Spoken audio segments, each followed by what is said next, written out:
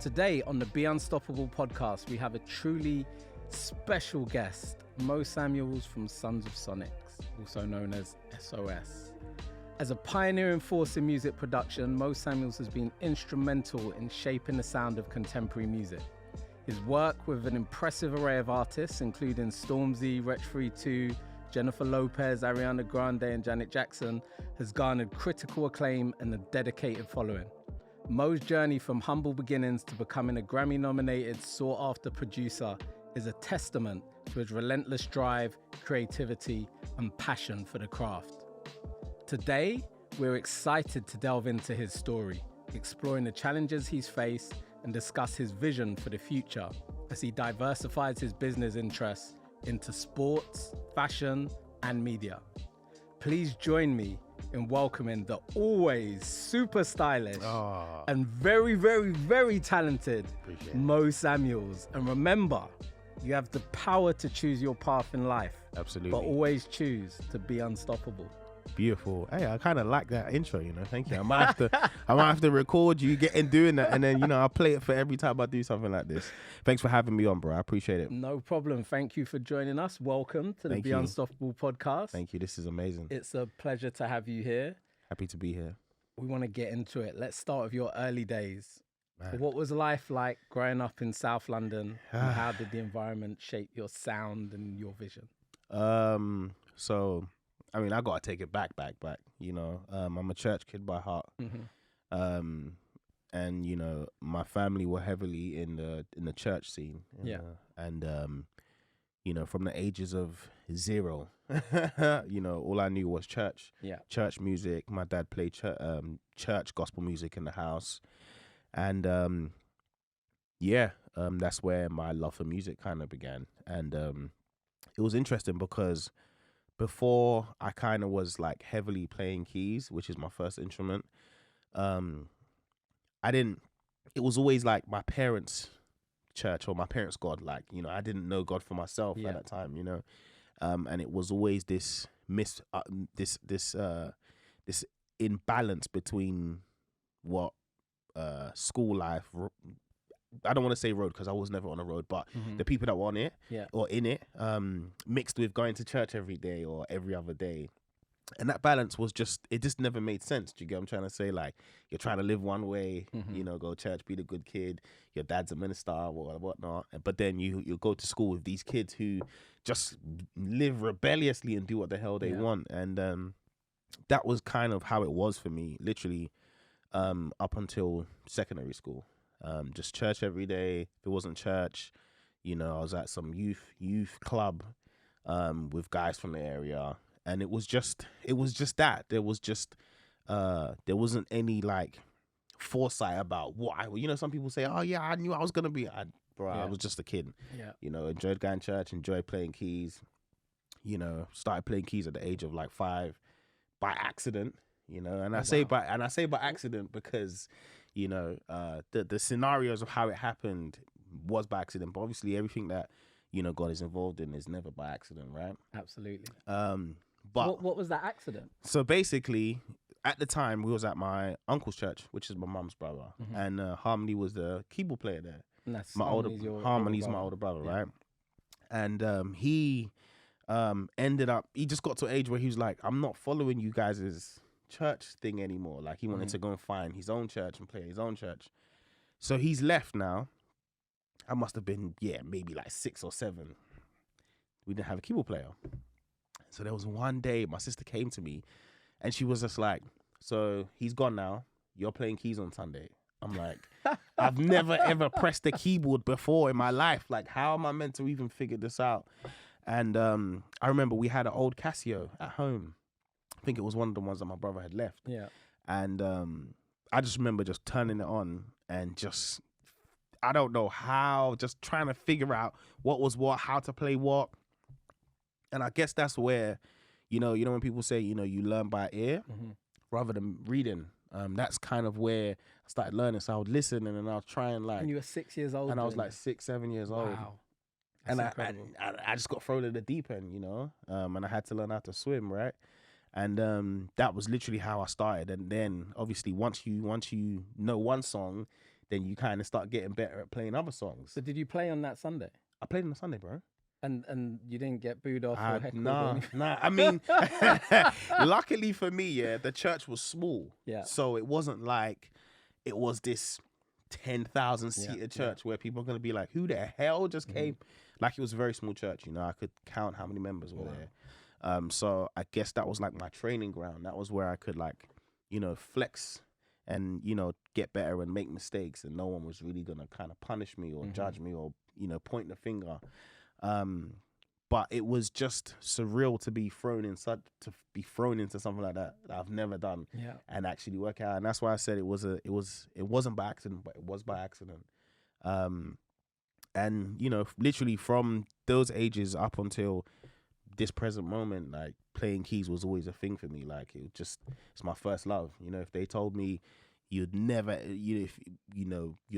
going to be able to make music or whatever, but you can play keys, I'll take that in a heartbeat.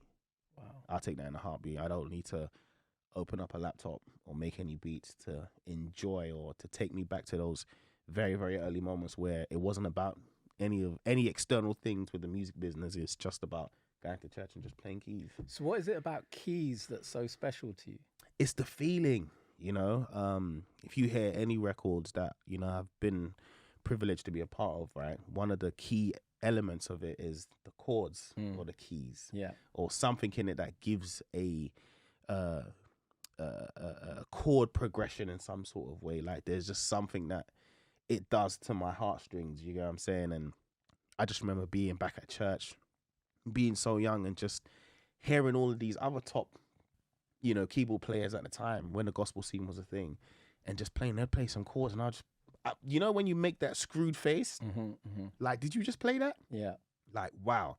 And because of that, whenever I was in, you know, sessions or anything, you know, or when you ask most people, it's always, how do you start? Start with the chords, because it gives off a feeling, you know, it gives off, you know, it sparks some sort of inspiration. You know, music is a powerful tool that actually brings people together, you know, and it can yield a happy emotion or a sad emotion. It doesn't matter what it is, but it does something to you.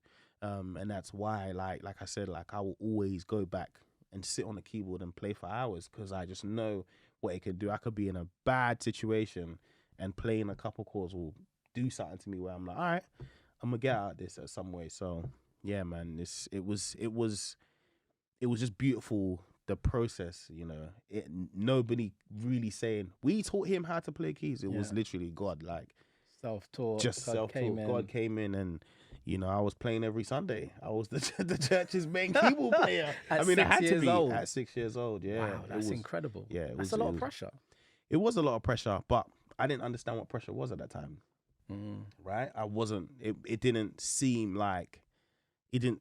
I don't remember being nervous or being scared. It was just like, oh, okay, kind of thing. You know, we don't really understand what pressure is until we get older, right? Yeah. Based on the experiences that we've been through. But at the time, it was my sister was like, "You're playing keys on Sunday," and I was like, "Oh, okay, cool." And there's a Casio in the house, and I was like, "All right, let me just flick it on." It was impromptu. It wasn't like, "Oh, damn, I'm playing on Sunday. I'm scared." That wasn't in my periphery. I didn't know that. Do you get what I'm trying to say? And it was very much, this is what I've got to do, so I'm going to do it. This is what I've got to do, so I'm going to do it. And, you know, you're surrounded by very strict parents. So it's just like, it's either you do it or you get beat. It was going to be one of those. So what was that like? Because, you know, you're now playing in church. I'm assuming you're playing for many years in church.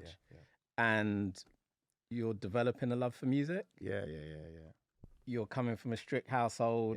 Parents are, father's pastor.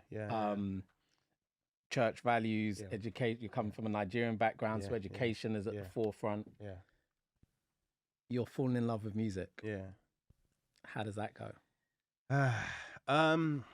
To be fair, right, at the beginning stages, it wasn't like how do I put it? It wasn't like there was any like restraint, or there wasn't like there was any block. You know, it was just, oh, you play keys at church, so it wasn't really something for them to worry about, should I say? The only catalyst, or the only thing that, you know, remotely was happening was obviously my older brother Harmony. he was really taking up music. It was really becoming a thing. He was 17, 18, going off to uni, playing in a different church. My parents originally signed him up to do architecture. Okay. But he secretly changed his course to music tech. God, love that. Shout out to Tom, you're doing what you want. He changed it, right? And I just remember around those times hearing, like, I didn't know too much, but just hearing that, there was some sort of conflict between them, about him doing that. And, he really left the house. So it wasn't really like they could say much, but it was just, they weren't happy. Yeah. But when it came to me, they didn't think that, it was going to be like a career thing or something that I was going to really, be heavily involved in. It was just like, okay, well, you're at church playing keys. All right, you do music tech for GCSEs and, A level, but it's not really anything. Do you know what I mean? Because in the same breath, I was also doing chemistry and biology. They wanted me to be a pharmacist. Okay. So I worked in a pharmacy for my work experience. So how was that? Very different. Like, I couldn't imagine myself in no lab coat with glasses. It just was never. I can see you in that. I can see you flipping that style. I could make it work, but I just couldn't imagine myself being it. And I think if anything, it was more so just about making them happy. Our parents operate from a very, a place of like security. So they attach security with the type of job that you do. And for them, going into being a doctor, lawyer, or anything in those industries, was like, okay, you're definitely gonna make about 100 grand a year. You're cool. Do you know what I'm saying? So it just never was me. But there was no pressure from them. Like, if you do music, you're going to church, you're playing keys, you're with your friends at church playing keys. I was also playing football. I was also playing basketball. There was so much things happening that there wasn't a clear, like, scope on music being the thing. Like, there wasn't like, oh, it looks like he's gonna do music, because I could have played football. I remember Charlton came to talk to my parents. Charlton Athletic, like, your son. They came to my school to watch me play, and they came to talk to my parents. My parents was like, yeah, no. I was gonna ask you how did that go down? Football became they were like, no. A few times I played basketball. I went to play in Barcelona, played for East London Royals for a bit. I tried out for London Towers, just sports stuff. Do you get what I'm saying? And they were just like, nah, no. It was always no. But again, there wasn't anything music based that they were like worried about or conscious about. As far as they were concerned, that's your older brother. He's already a rebellious kid. We've lost him. You can save the situation. You can save the situation. They were heavily surprised when the dial changed, and my love for music just became a thing where I was like, all right, this is gonna be something that I'm gonna do as a career. And how did that come about? Because obviously you and Mikey, who is the other half of Sons of Sonix, you met in church and you were working together in church, and then that became a career. So how did that progress? Yeah, so around 2003-04, we had my family. We had just moved to a new church, and the church we had moved to was a family that we had known, and their church was considerably bigger than my uncle's church. And I just remember getting there, and they were like, "You're playing keys at this church," and I was like, "All right." I'm trying to say, okay, bigger church, bigger stage. That's kind of where the nerves start setting, and I kind of got used to just the small people, and it was like, damn, I got to play in front of over 150 people every week. Like, this is crazy. So 2003. Now with the Mikey story, Mikey had already met me in 2000 or 1999, something like that, at my uncle's church, which I didn't remember. He remembers the story vividly. If you ask him, he tells the story like it was yesterday. So, and this is why I say, like, everything is happening as is. So it's like God had made us meet.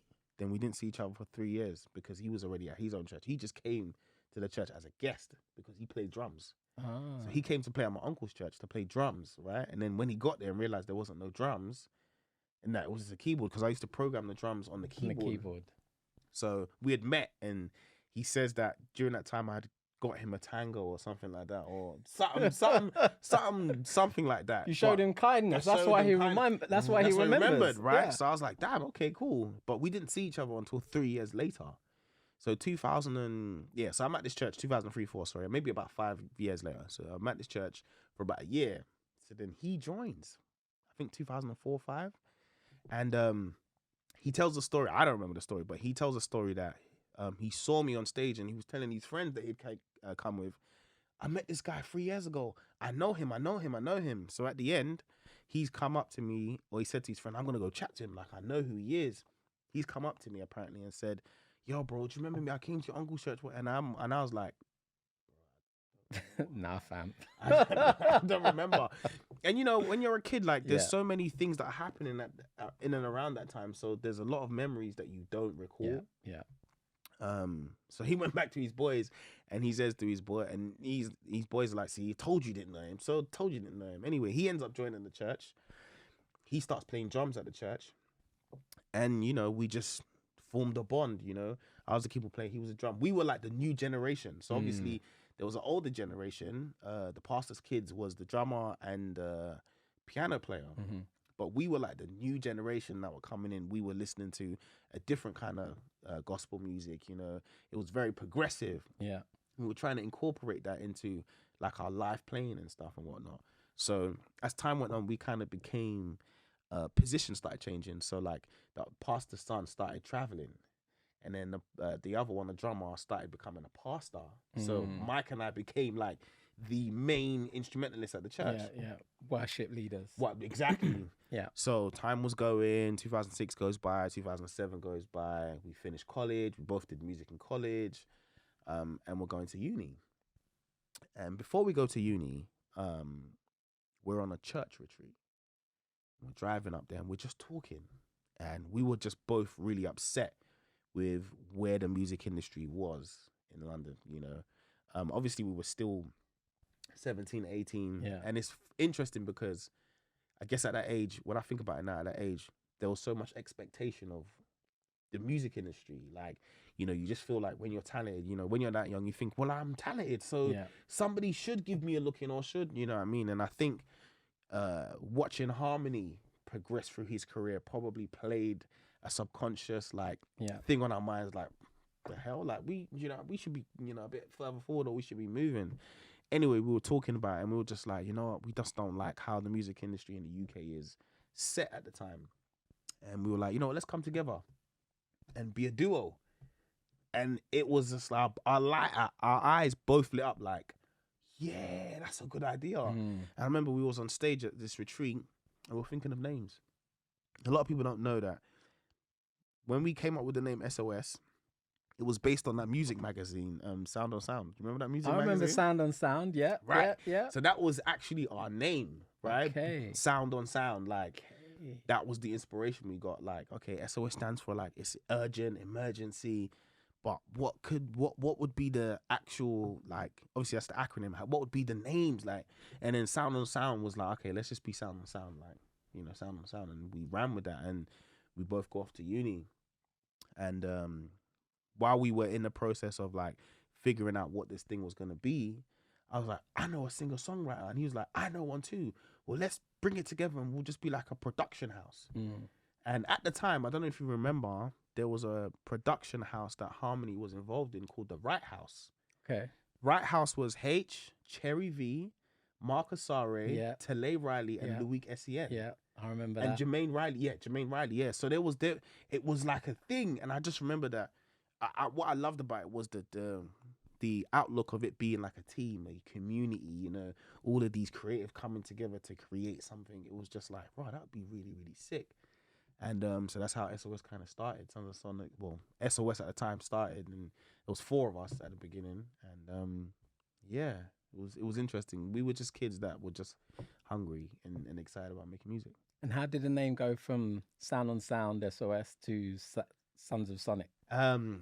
Good question. So again, you know, I attribute this a lot to my mum. So when I was young, my mum, every time I would leave to go to school, she would always say, remember the son of who your father is, which basically means remember the house that you come from. Like, don't go outside and mess up do anything like it. I love that. But it was also remember who you are. Yeah. Right. And so with the name Sons of Sonix, right? If we say music is the motherhead, right? Because there are many like branches off of music. So when I say what makes music is like, frequencies, sounds, different elements of things make music what it is, right? And I'm just talking about, the physicality of music, like playing like bass, frequencies, sonics, when you mix certain EQs, like all of that stuff. So for Mike and I, we realized that very early on that sonically we wanted to be the best. Sonically, like we want it to sound sonically correct ahead of its time. And obviously we were using Stargate as our blueprint. And their sonics were just absolutely out of this world from back in the day, So Sick, when they were doing all of those big records. And so as time was going on and we were building our sonics and just getting better at mixing and mastering and meeting people, obviously, we were just traveling a lot. So there was a lot of things that we were hearing like, we got to make sure our sound is better. So Sonix became like a thing, like, Sons of Sonix. That's interesting. Like, we are Sons of Sonix. Like, music is the motherhead, but we are the Sonix part of this whole music space. Like, we're people who make sure that the Sonix are correct. Yeah. You know what I'm saying? And especially because back in the day, like, no one really cared about Sonix in the UK. Absolutely. Sonix wasn't. I remember back, it was like, there was this disconnect between the sound that was coming from America and then the sound that was being produced in the UK. I remember people always used to say, oh, it's the voltage, because the voltage is different. Right. And we were like, no, it's not that. No.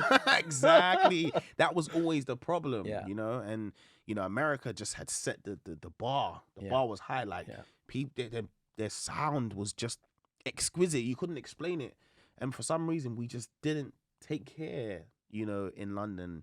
We didn't really, put emphasis on making sure that stuff actually sounded good on radio or sounded good after the mix. It wasn't our thing. And being from the UK, Mike and I was like, we want to make sure that our sonics are absolutely contending, competing with the Americans. Like, they can't just keep beating us at their sound quality or how they mix. We can top that. And that's how Sons of Sonix kind of became a thing. But it came from my mum saying that statement and just making us always remember that. Remember how you started. Remember who you came from. Like, you're sons of somebody. You're someone's father. Like, and when I was saying that music is the motherhead, like, that represents for me being in church. Yeah. Just playing keys, and just after service, we're just jamming for hours. You get what I'm trying to say? So that's basically how it kind of came about later on down the line. That's such an amazing phrase. So, remember the son of who you are. Like, don't forget where you came from. I was just like, all right, cool. Say no more. So you and Mikey have come together. You're now S.O.S. Yeah. There's 4 of us. You've got your production team. Singer-songwriters involved. What were the early days like for you, and what was it like operating within the UK music industry and those interactions that you were having? Yeah, it probably was one of the purest times, that I can think of. And when I say pure, I mean in a sense of like, we weren't overhauled by the music business. We weren't, we hadn't been burnt yet. There wasn't any experiences that made us go, F the music in this. There was none of that. It was just 4 kids who loved music. All of us came from church. We were all Nigerian. And we just wanted to make tunes. We just wanted to make sick tunes. And it was the best time because there was no pressure. There wasn't a pressure of delivering something at a certain time, or you needed to make enough money to be able to do this, that, and the other. Like, money wasn't a factor for us at that time, Most of us, if not all of us, were still living at our parents' house. So we were still protected in some sort of way. And it was great, I would travel to Mikey's uni, he would travel to mine. Mike and I would share single bed. And Mike is 6'4", and he's tall. He's a tall guy. He's tall, so for us to be able to do that, you can tell that the love That's a real brotherhood. That's a real brotherhood. The love for each other, the love for what we were doing was way more important than any amount of money, you know. And that's why I said originally that, you know, if they took away music producing, making money, and they just said all you can do is play keys, I'd be happy with that. Yeah. Because that's originally where the Mandem came from. That's how the Mandem started, you know. There wasn't all of this external things that making music difficult. Those things weren't involved, you know. And it allowed our relationship to grow. It allowed our confidence to grow, to the point now where Mike and I are not in the same city as much as we used to be. And we'll still conduct business like we just both were in the same city making the tunes. You get what I'm trying to say? And that was only possible because of those early days, those, you know, seeds that we were sowing in trust, in loyalty, in love.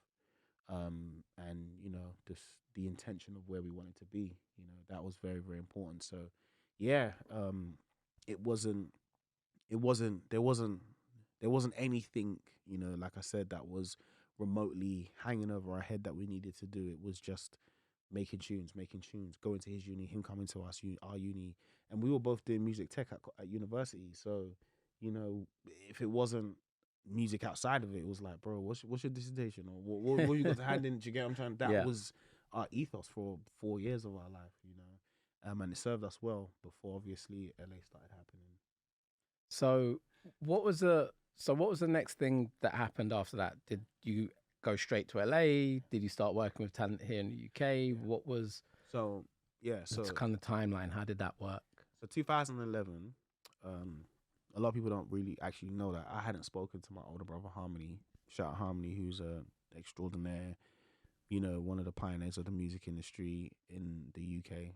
I hadn't spoken to him in like 4 years, and had you fallen out, or no? You just hadn't... So basically, my parents were very much. This is when I got older, and they kind of started realizing that, okay, this guy might be going down the same path as him. Okay. And they basically banned me from seeing him. You know, he was living in Tottenham at this time, and he was in transition of moving to America when Rodney Jerkins had discovered him. Yeah. And they were like, you can't see him, you can't speak to him. And I remember I used to sneak from South London to North London to see him without them knowing. Yeah.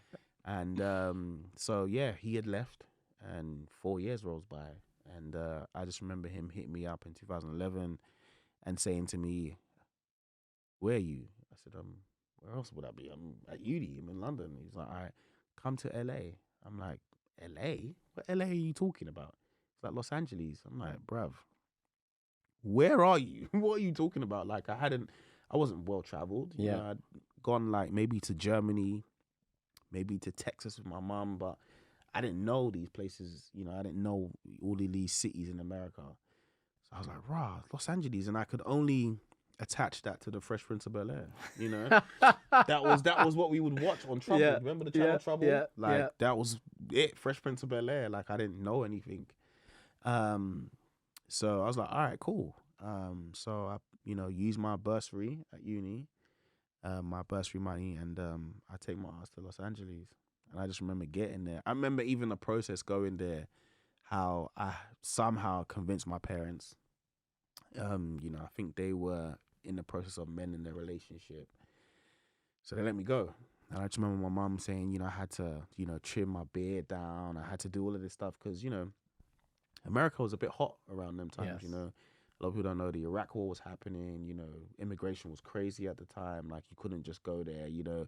Anybody that looked suspicious, they're pulling you into a room. So my mom, obviously sitting watching the news 24/7, was like, I don't want you to go there and they give you trouble. So, you know, she made me wear a blazer. She made just bare as things. Mothers do. As mothers do, right? Just so that they avoided me. Yeah. So I remember getting on the plane, long flight. And I remember I got there, and firstly, what I was wearing was not the attire for the weather. It was baking. I think it was, I had just finished first year of uni, right? Which I failed. So I just finished first year of university, and finished first year of university, and then that's when he said, come for 3 months. And obviously with America, on the ESTA visa, you can only do 90 days at a time. Yeah, of course. So I've gone, getting there, and I'm just like, firstly, super hot. But then I was like, where the hell am I? Like, this is GTA in real life. Like, wow, what the mad yellow cars, the cabs. There was no Uber at that time. Yeah. Uber hadn't even landed yet. Yeah. And I just remember my brother said, his assistant at that time, Natalie Prosper. Okay. She used to be Harmony's assistant. Used to work in the studio, and she came to get me. And I just remember driving and thinking, what? Where am I? Like, is this reality? Like, America? Like, huh? And the LA you see now isn't the LA that it used to be. You know, LA was a very different place. Yeah. I just remember getting, and I didn't even go to the studio. Harmony was at a barbecue, and I just remember getting to the barbecue, and we hugged for like 5 minutes because I hadn't seen him. You know, he had, you know, the last time he saw me, I was a teenager. Yeah. Now he see me, I'm like 1 year into being in my 20s. Yeah. So it was just like, bro, you're not even a kid anymore. Like, you're fully legal. You know, the legal age limit in America is 21. And it was just, we just hugged for a long time, and it was just like, bro, okay, I'm here. And I was just in dismay about this place. Outside of being jet lagged, as the jet lag is a lot when you go to LA. That 8-hour difference is crazy. Yep.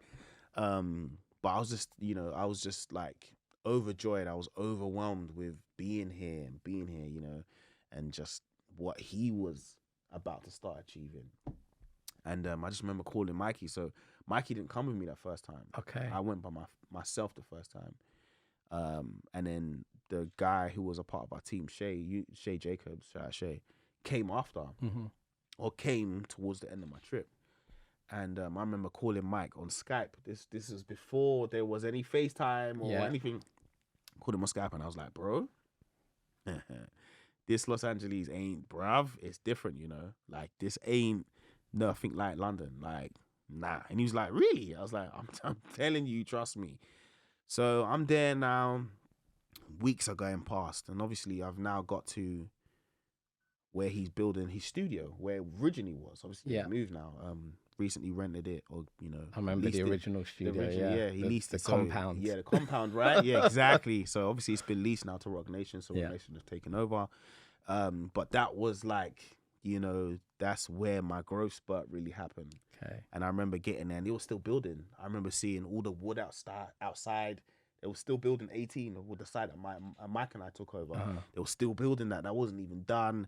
All the wood was outside, and I just remember just getting in and just being like, you built this. Like, where did you get the money from? Like, how did you even do this? And he's just like, you understand. And I just remember just being there, and I remember, you know, thinking I had tracks or I had tunes. I think I had like 20 that I was like, yeah, I know if I play this, like, he's gonna. And I just remember playing like maybe, if not all of them, close to there, all of them.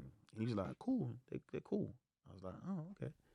And Harmony played me 2, and I was rattled for like 3 months. And the thing is that I know when Harmony plays a tune, know what? Harmony's like, play your music. Play yours first. Now I'm going to play like something. Right? It was like a setup, and I was dismayed for like 2 months, bro. Yeah. Like, I was like, nah, I'm way behind. Like, it literally felt like I wasn't even ready to be in this boxing ring with all of these. And it's funny because, you know, you spoke about Sonix before. And I know with Harmony, one of the things that always gets me when he plays a track in the studio is the way it cuts through the sonic. The kick and the snare. You're like, all of that. The bass, it gets you in your soul. Like, so you can't sit still. I know for you, as, you know, Sons of Sonix, you must have been like, oh, man. Damn, maybe we ain't Sonix. Maybe we need to change our name. Like, it was that deep. And, you know, I called Mikey back again, and I said, bro, we're not good, bro. Like, we're behind, fam. Like, the levels. Yeah. And I remember, and one thing I loved about Mike was his enthusiasm. He's like, nah, we're gonna do S.O.S. Trust me. I said, bro, I hear all of that, but we ain't on levels, bro. The levels are higher than you can imagine, and we're gonna have to step up our game. So yeah, the weeks are going past. You know, Harmony was working on Chipmunk at the time. That's when he did Champion. You know, a lot of the people that kind of you hear about now started in that studio. Eric Bellinger started in that studio. Yeah. Sherrod, you know, Varen Wade started in that studio, you know. And that was really the, breeding ground, right? Should I say, for success and greatness. It's really where you could really, flex your muscles and, make mistakes and get better. So the weeks were going past, couldn't produce, was trying. I just, the bar was so high. I just was like, how do I even, and I just remember that, when the light bulb kind of comes on, right? And eventually, I ended up making a song for a girl that Harmony was working with and in the process of signing. Her name was called Jemiah. Jemiah was the little girl on the movie August Rush. Okay. The little black girl, she could sing. Yeah. She was also the girl that was in My Wife and Kids when she was what's this kid's name? What's that? The young light-skinned kid on the show. I can't remember his name. This is in my head somewhere. I can see his face. But yeah, so she was known in the acting space for singing really, really sick. She was obviously a bit older now.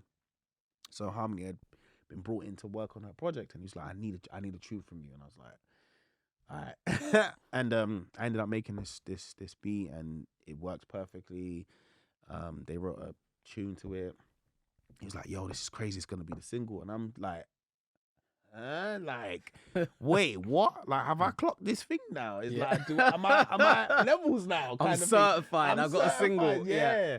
And I just remember calling Mike and just be like, bro, like, got a single, like, telling him everything. And so towards the ending of the trip, my first 3 months there, our relationship was it was a little, what's the word should I use? It was tough because, like I said, like the last time he had seen me, I was a teenager. Yeah. And now I'm older with a bit of like whiskers on my chin. Yeah. Do you get what I mean? There was just not a power struggle, but just well, I'm a man, and he's like, well, I'm a man too. So our relationship was strained a little bit. Understanding of the just dynamics. Understanding the dynamics had changed, but because it's been so long. It's been so long. You're still in the old dynamic. Exactly. Well, he looked at me like that. Yeah. So that's my little brother. Like, well, that's, he was like my second dad in some way. So for him, I guess it was just like, oh, I can't even treat you like that, like you was a kid anymore. And I'm looking at him like, you can't talk to me like, do you get what I'm trying to say? So it was strained a little bit, and that actually forced us to make a decision where he was like, well, bring one of your friends around, because he wasn't really around either. This was when his career was about to really take off. Yeah. And he was at the studio working, and I wasn't driving like that, and if anybody knows, like, if you're in LA, you need to drive everywhere. So I wasn't driving like that. So he would leave me at home a lot of the times, and there would be no way, and he would always say, I'm going to come back and get you, I'll send someone to get you, and it just didn't happen. So because of that, he was like, well, tell one of your friends to come out, so at least you've got company. So I ended up bringing Shay Jacobs, singer-songwriter. That's a part of our group at the time. So he comes, and it was great because he just balanced out the level playing field. We're the same age, we spoke the same language, and it was just it was great. It was amazing. And I just remember us going back to London and just being like, what the hell? Just the experience. Like, did this really just happen? Like, huh? Nah, this is nuts. And I remember relinking with Mike, and I was like, bro, we got to step up. We got to step the game up. Like, if we're going to be on them and there's level, the next time we go back, we got to be ready. So yeah, and that's kind of just how, like, we just were like, all right, it's time. It's time for us to get in gear and really put our foot on the pedal and see what happens. Makes sense. So at this point, you haven't moved to LA. So you're going out there, visiting your brother. So what led to the next trip, and how did you engage with other artists? How did you make that transition successful? Because a lot of times you hear writers, producers from the UK talking about, I'm going to go LA and I'm going to go and do it out there. But really, they're having a glorified holiday. Yeah, of course. And they might get in a session. But the truth of the matter is you're on holiday, right? What was it that made you guys different? Obviously, you had Harmony there. Yeah. But outside of that, how were you entering sessions? How were you connecting with other artists? How were you connecting with other writers? What happened next? Yeah. So, firstly, the LA phenomenon, the LA thing was a phenomenon. Nobody was going to LA. Yeah. There was very few people that were going. And when I say very few, I mean like Chip and Skepta. Yeah. They were the very few people. And even when Harmony went to LA, he told Chip come, and Chip was like, "Bruv, what the hell were you doing in Cali?" Like, and then he came and he was like, "Oh, I get it." And that's how Chip met T.I. and that T.I. situation started happening. And so the following year, so 2012, remember, we're still at uni. So we're trying to balance doing music, traveling to LA, and getting our uni coursework done. And also I'm working with Chip at this time. So I'm still living at my parents' house. So Chip was coming to my parents' house in Thamesmead to work with me. In South, okay. In South London. And again, like, these little things are key details and play key parts, because this was my training ground. This is where I could really make mistakes in sessions, right? Making tunes in the sessions, and, you know, or trying to make a song in a session and it not going the way you want to, or being so nervous that you think you're gonna mess up that it messes up. These were all parts of it. So the following year in 2012, you know, we go back, and I remember we go back around February, because in February we always had like a week or two off. And it was Grammy. It was Grammy week, and so my boy Shay was already there, because Shay is a year older than us. So he had finished uni. He had finished uni or something. I can't remember. He had finished uni, so he had a lot more free time. So he was there. He had been there a few weeks, so we came for Grammy week, and this was Mikey's first time. So we've gone to the studio now. And remember, he came on the energy like, "Nah, we're gonna do S.O.S. like da, da, da, da." And he got to the studio and H press play, and he's like, "Yeah, nah, you was right." I said, "I told you." I said, "I told you." Like, the levels are too high, and you know, we weren't really getting in any sessions at that time, and the reason why we weren't was because I just don't feel like we were ready. You know, like I said, like, in order for us to be at that level, there were certain tools that we had to acquire. You know, just studio etiquette, you know, how to run a session, how to, you know, it's easy being able to run a session within the confinements of the people that you're comfortable with. Yeah. But when you start going to artists that are signed, and people that work on time frames, and, you know, it's a little different. And obviously prior to that, you know, Mike and I were heavy in the gospel scene in the UK, you know, the Lola Godhelds, the Faith Child, like, those were not sessions that felt like any pressure. Yeah. But while we was in America now, it was just like, oh no, there's the pressure's building now, you know, to deliver, because we're not just responsible for ourselves, we're responsible for Harmony, you know. People are not gonna look at him like, oh, these are your brothers, like, they whack, if that was the case. So we weren't. It was just more so just studying Harmony, being in his sessions, watching him, you know, going away, making our own tunes, and excuse me, you know, writing with Shay and trying to get better at writing and trying to make better songs. And this was literally what it was like for about 2 years, until 2013, the top of 2013 or the ending of 2012. We worked with this kid called Dion Young or something like that. He was a rapper. He was signed to Warner at the time, and that was our first major check. And I remember us getting paid from it, and I was like, bruv, what?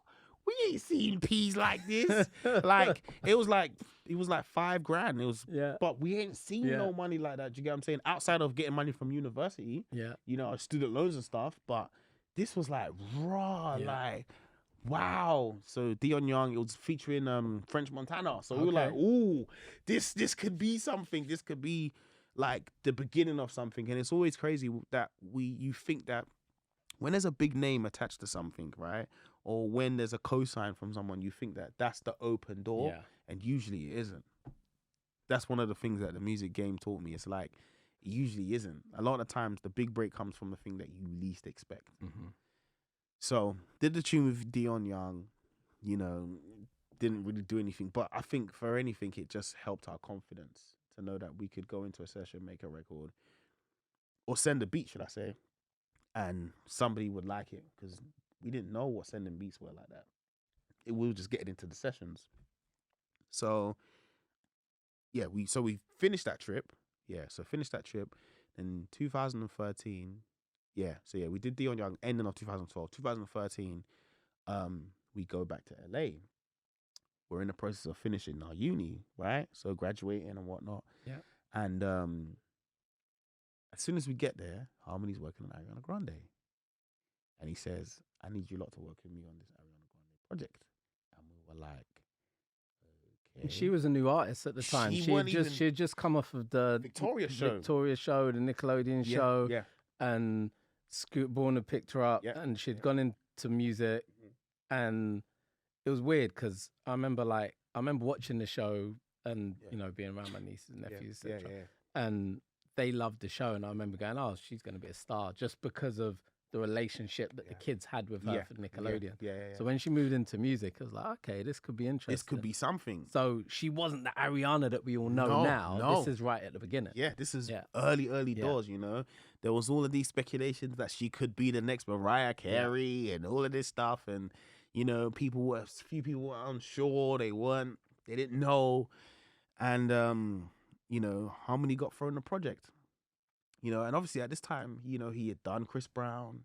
He had worked on Chris Brown, the Fame album. Yeah. Brought him back after the Rihanna incident. The Rihanna thing, brought him Champion back, was the record. won a Grammy. Yeah. Champion was a song that was the first record that put him on radio after the Rihanna thing because no one would play him on radio. Yeah. And everyone was like, oh, Chris is back. Yeah. So that had happened. And the way Harmony had met Chris was through this kid called, what is this kid? I can't remember, but the kid was signed to, I think, L.A. Reid or someone, but was connected to Chris Brown. And at this video shoot, Chris was like, who made this? And someone was like, oh, he did. And then that's how he connected with Chris, and then et cetera, et cetera. So by the time we got to Ariana Grande, or by the time Harmony got to Ariana Grande, he had already started picking up steam. Yeah. In America. He was obviously signed to Rodney for a little bit, and at that time, a lot of people were signed to Rodney. So D-Mile, TB Hits, Osanachi, a few big producers were signed. And that's Rodney Jerkins. And that's Rodney. Yeah, Rodney has signed all of these amazing producers, right? So he broke out of that and started kind of building his own thing. So 2013, we get to LA, and he's like, I'm working with this girl called Ariana Grande. And we're like, okay, cool. Did a bit of research, and we're like, oh, okay, she just came off the show. We're hearing these rumors that she could be the next Mariah. Yeah. And then we start working on it. And then I think towards the ending of 2013, we had gone back because we had to graduate, right? So we were graduating, we had to finish our dissertation, all of that stuff and whatnot. Real life, right? So the LA Illusion, I had to stop for a second, and then we just get a call, and H was like, "You're on Ariana Grande's album. You got 3." We were like, "What?" We couldn't believe it. We were like, "How?" Like, you make tunes and you just make them. You don't know that they're gonna go anywhere. You don't start seeing star signs like, all right, cool. So this is gonna go. It's gonna sell. You don't think like that. Yeah. At least at that tender age, it was very, very like we were just happy to be working with Harmony and be a part of whatever he was doing. And we made it. The song comes out.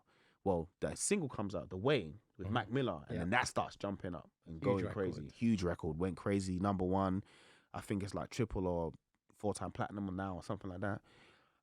So it starts going crazy. So obviously the anticipation for the album is just, everyone's like, oh, she's the next one. She's going to go. Yeah. The album comes out, #1 in like 40 countries. It goes crazy. So Mike and I are like, oh, this could be it. This could be the thing. Like, this is what we've been talking about. Like, getting seen, respected in London, And so we graduate that year. We graduate that year. Towards the ending of the year, so we're back in London. We go for a meeting, right, with an A&R. So we're thinking, all right, it's time to go get a deal. Like, #1 in 40 countries. Obviously, the misconception with the music industry is once you get the big record or you work on a big album, they're gonna throw stupid money at you for a publishing deal. And was that meeting here in the UK, or was that in? It was here in London. Okay. It's here in London. So we were still living in London at the time. We were still very much at our parents' house. Do you get what I'm trying to say?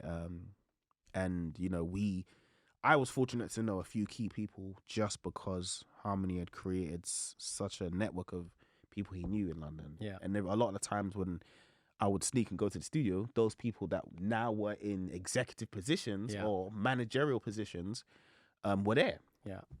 So I would see these people and went for a couple meetings when we had done this Ariana Grande thing. And I remember a specific one. We went. So it's like, okay, yeah, cool. So, what are you lot working on? We're like, and when you're so proud to say something, we're like, yeah, we just worked on Ariana Grande, #1 in 40 countries. She's the next biggest thing. And the A&R was looking at us like, okay. And I just remember my heart sinking. You know that movie Get Out when he says in the sunken place. That's how I felt like. Yeah. Huh? Like everything I thought wasn't. Yeah. You know what I'm saying? You think you're gonna get that big record and it's gonna change everything, and it didn't. He was like, okay, cool. Who is she? Because remember, she hadn't really crossed over to Europe like that, especially London. And we're like, Ariana Grande, like, what do you mean? He's just like, how do you not know? He's just like, never heard of her. So are you working with anyone in the UK? And the only person we were working with at the time was Chip. And that was very sparse. It wasn't like we had any records with him out like that. Yeah. And we just left the meeting. And I just remember us being so downcast, so upset. Like, we thought this was going to be it. We thought this was going to be the open door.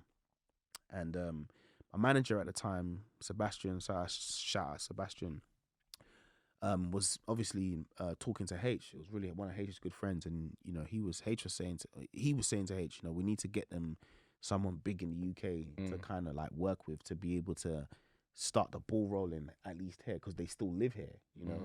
Ariana Grande isn't globally known like that yet. She's #1 in like a lot of countries, but 40 out of 195, 200 countries is like, bro, you still got 160 countries to get what I'm trying to say. So. The timing was perfect. Finished uni and did 2013 November, December, we meet Wretch 32. Okay. And we met Wretch 32 because Sebastian also lived in North London. Yeah. And he knew Spray. Yeah. Right? Shout out Young Spray. And Spray was looking for a tune, right? A tune that could have Chip and Wretch on it. So he says to us, he's like, all right, this is the play. We work with Spray. Wretch is going to be at a session. Chip is going to be at a session. That's going to be, you already work with Chip, but it's going to be our play to get in with Wretch. Now, how important is that? Because a lot of, like, we talk about this a lot with my own producers and people I work with about strategic positioning, right? Yeah. Working with one person, knowing that that's going to open the door to something else, their mate, who is the person that you want to work, really want to work with, or whatever. Yeah. How important is that? Because I feel like that's a step that a lot of producers and songwriters miss often. Yeah, I think it's key. Like I said before, like a lot of the times we think that situations are gonna happen in a specific way. You think that you're gonna get a #1 record and everyone's gonna come knocking on the door. And it doesn't usually always work like that, and it taught Mike and I to be very open. It taught us to be not so rigid in our pursuit of success. Yeah. Success doesn't have one way. There's no one pattern way to be successful or to make or do anything in life. There are so many different ways, and you can hinder the ability to get there by being so one way, by looking at life in one way. Like, well, in order to be this way, I have to be this way, and it's just like, it isn't always like that. My mum used to use and say this thing all the time. She was like, obviously in the Bible it says God will use the foolishness of the world to confirm the wise, right? And when I was younger, I never really got that. And as I got older, I was just like, oh yeah, like the things that don't make sense to a lot of people make sense to God. And I use that principle in a lot of places and things that I found myself. Like, it's like, okay, it doesn't always have to make sense for it to make sense. Yeah. So that situation was key, because working with Spray was like, why the hell are you working with Spray? Like, bro, Spray had a name, a notoriety. Everybody knew who Spray was. Obviously, Harmony had told Sebastian, yo, look after my brothers. Like, if you're going to take them to Spray, make sure they're good, because we knew who Spray was. Yeah. So working with Spray, obviously Spray's big bro, but it was just like, Spray? But Sebastian was like, no. Yeah, you're doing the song for Spray, but Wretch is gonna be there. That's who we want to get to. Yeah. And it was the most genius move ever, because it's almost like Sebastian knew that you're that talented that you're gonna make a crazy song and Wretch is gonna be interested. Like, yeah. But we didn't look at it like that. It was just like, Spray, like, all right, cool. Well, yeah, Wretch is gonna be there, but how do you know that he's gonna even mess with us? Yeah. There's no guarantee. Of course. So, but we went with the plan, and it was a genius plan, and we finished the song. It was a dope one, a UK classic called Proud. And literally before the session was even done, Wretch was like, yo, we need to work some more. And it was like, yeah, for sure. And it was just, and that was the beginning of our Wretch saga, should I say. But it was that whole setup was just perfect. It was almost like, the God was preparing us for, should I say, the plights of the music industry, where, like I said, you think one thing is going to be the open door. We thought Ariana Grande was just going to just make everyone go, the new big producers from the UK, it's going to go off. And it just wasn't that. It didn't happen. It didn't happen like that, and it was more so like establishing ourselves in London. We had to create identity in London. Mm-hmm. We had to find somebody who mirrored where we wanted to be, and who was willing to take risks with our sound. And Wretch became that person, and that's my brother for life, forever. And what was that journey like with Wretch? Can you explain like the way that you worked, the type of tracks you were doing, the project that you did with Wretch? Yeah. So to start, we eventually did 3 albums and 2 mixtapes. We did a little bit of work together. Yeah. Basically, executive produced it. And, from the beginning, like, I mean, if anybody's experienced Wretch, they know what type of individual he is. Like, him being one of, if not the best lyricists, matches his character. For me, I'm always attached to people based on who they are, their character. And, there's very few people in the music industry that I can be like, this person is like this. And Wretch is one of those people. Yeah. 1000%. Like, it's even hard to put into words the type of individual he is, because there are so many instances where certain things could have gone a different way, and because he's around or because he's involved, it's worked out in our favor. Yeah. But the whole process with working with Wretch, was such a beautiful experience, because he was in transition as well. He had just had this big record, Don't Go. He didn't really have a big song for 2 years. I think Don't Go came out in 2011, first #1, and then between 2011 to 2014, no one had really heard anything. I think he dropped one mixtape, but no one heard anything. So everybody was like, what's happening with Wretch? Yeah. And he had been searching for a single. He had been searching for whatever was next, or what was going to be the new thing for him. And, he was hungry, we were hungry, and those stars aligned. So 2014 comes, and, obviously we'd met him, we'd made the tune with Spray. 2014 comes, and then we work with him. We make like 3-4 songs to start. And I'll never forget, like, he comes to the studio one day and he brings his merch, Renowned, right? Okay. The hats and I think the t-shirt. And at them times, whenever an artist kind of gives you a merch, it kind of means that your working process with them is over. So we were like, oh, okay, maybe this is over then, innit? So we had made like 4, and we thought, I'll probably get 1 on the album at least. And then, so he comes one and he says, like, thank you lot for working on me with this album. We go to LA. So obviously, between 2011 to 15, we're going back and forth at least twice a year. So we've gone. So while I'm in LA, I'm looking on social media and I'm seeing that Wretch is still in studio. So I'm like, does man think we're crap? Like, wait, he told us he's done. So I've hit him. I'm like, bro, I thought you were done. And he's just like, well, I am kind of finished. I'm just trying to narrow down who I'm working with.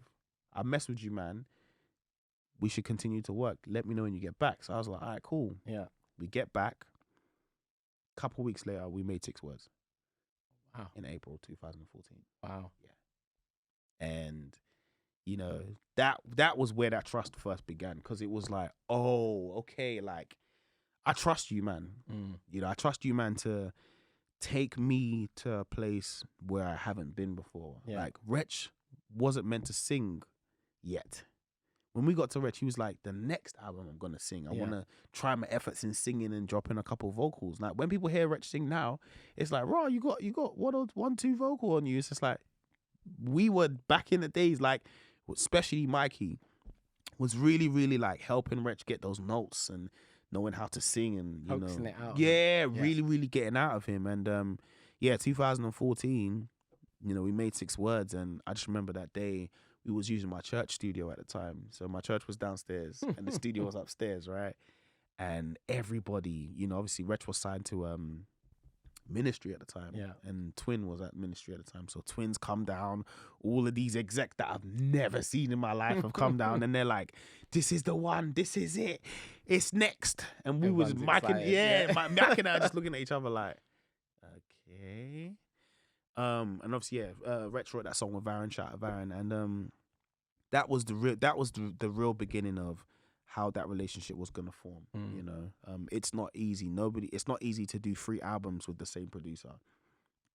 And obviously, within that, there were other producers. P2J, KZ, Knox Brown, a few key big producers that were involved in it, but he actively stuck with us. Whenever he would go out to other producers, he would always come back and be like, man, I've made this. How do I make this better? And that was just the trust that we all had with each other, We were on our trajectory. He was on his trajectory, or at least, Wretch was at some sort of peak, and, we collided and it made sense. And it's probably one of the best producer to artist relationship that I've been involved in. There's not much that compared to that.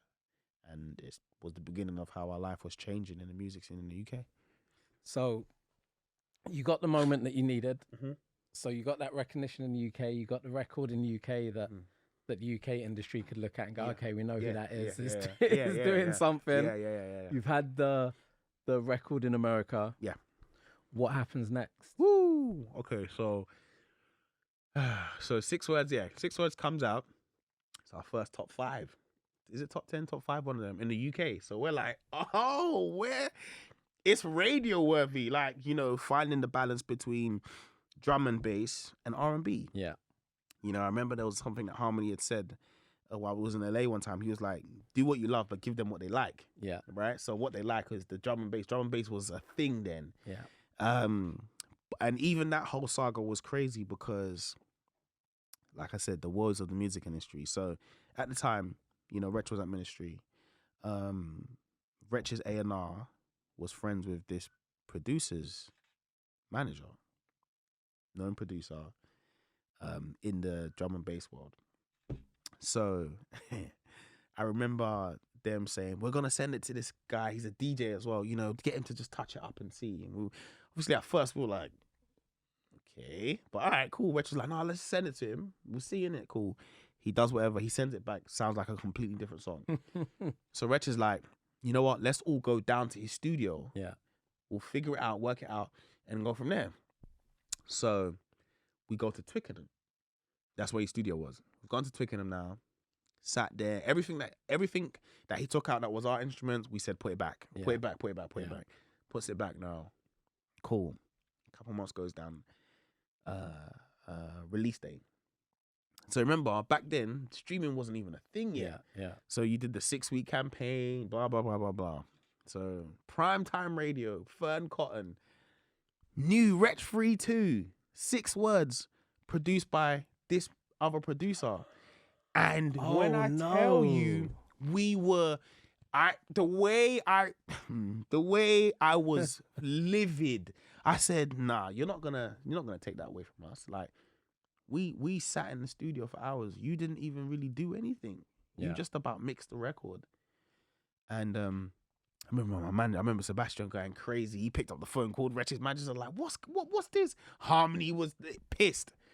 Now, the good thing about that, it was our relationship with Wretch was solidified, so that it didn't affect anything. I think it was just more so, Wretch, man, like, how could this even get wrong? And that's when he was just like, bro, my A&R and this guy's manager are best friends. So his A&R obviously wants the record to go wherever it's going to go, and thought attaching this guy's name to it was going to help it. So that was a whole saga. And it was, again, we felt like we had hit a roadblock again. It's just like, another one? Like, all right. How did you deal with that? Because like both you and Mikey have spoke about, you know, creative control and, you know, getting fair credit and having to navigate that. How did you get past that? How did you navigate that? And what should someone that's listening to this that experiences that exact same situation where they've done the work, someone's come in to add, you know, add elements to the record, but now all of a sudden they're being seen as the producer of the record. How do you navigate that? I mean, I can only speak on where I'm at now in my life, right? And one of the key things that I've had to learn is don't take nothing personal. Pharrell put out something a couple of days ago, right? I don't know if you've seen it. A couple of people have been tweeting it. And he's saying to this kid, he's like, don't take nothing personal. Take note of it and take care of it. Yeah. And when I say, like, I didn't know that at the time. We're just 23, 24-year-old kids angry. And I remember I went back and forth with this producer on Twitter. This was when Twitter was Twitter. And I'm like, how could you even da-da-da-da? He's like, don't come to me, talk to the powers that be. And I just remember going, huh? Wait, what? And, you know, it later on made me realize that, you know, you have to be the cheerleader of your own success. Nobody's going to cheerlead you, you know. There's very few people who are in your team that are going to be like, yeah, he's the one. But all of these external parties that say yes or no don't care about you. Wretch's A&R at the time didn't care. Whoever he was, they don't know us. They don't owe us nothing. Yeah. For him, he's just trying to make sure that he gets something out of it. Yeah. And his producer makes the record go. Do you get what I'm trying to say? Yeah. So I think you have to be the biggest cheerleader of yourself. Make sure that you have particular things in order where that sort of situation can't happen. It's not that it's impossible for it to happen, but there's ways to limit it from happening. And I think making sure that you and your team are aligned on certain things, making sure that as everything is moving along, you are aware of it. Remember I said we were just producers. We didn't know much about the music business. You know, there's a difference between the music and the music business. We didn't really know. We just thought, managers and he's handling it and this person's handling it, you know. But if we were across it for the majority of it, I'm sure that we would have been able to highlight it or make a point that when this gets to radio, you need to make sure this is said, or you need to make sure da. And you know, all of these things are never losses. They're all learning experiences. Absolutely. You know, and that specific situation was, you know, going to help us grow, because there were going to be other situations down the line that was going to require us to not take it personal, take note of it, take care of it. You know, and Wretch was, you know, obviously very apologetic about it. You know, he didn't really know. Again, most of the creatives never know. It's always the powers that be behind that are puppets and making things happen, and then kind of pitting artist and producer or artist and artist against each other. So it was annoying to feel like, all right, the Ariana Grande thing happened. Cool. Why is this situation happening? Like, people saw, you know, Wretch saw us fully make the song in his presence. It wasn't like we made the beat and send it. No, we made it with you there. You saw it. But for any success story that we've ever heard of, it's never a straight line. Never works that way. There's zigzags. There's ups, there's downs, there's left, there's rights. And all of those things are the process that one has to go through to get to where you want to be. Yeah, absolutely. There's no other way about it. I'm not going to be here, sugarcoat, sell you a dream that, oh yeah, you know, you just wake up, you're talented and everybody comes to you. Heck no. If anything, the talented ones are the ones that lose out the most. Yeah.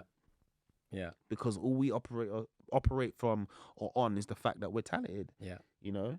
It's that saying, isn't it? Hard work beats talent when talent doesn't work. You know what I'm trying to say? Yeah. Will Smith said it. He said, I might not be as talented as you, but I for sure will outwork you. Yeah, I live by that. Do you get what I'm trying to say? Like, that's a mantra I had to learn later. Like, I was heavily on, like, I play keys and I'm church and, you know, I know music and, you know, was I heavily mistaken later on?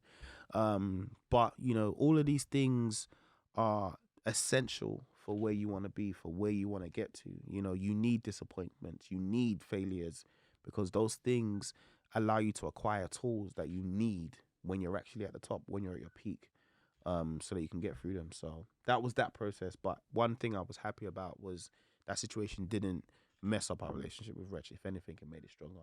It made Wretch trust us more, and we trusted him more, and it just kept on going from there. Cool.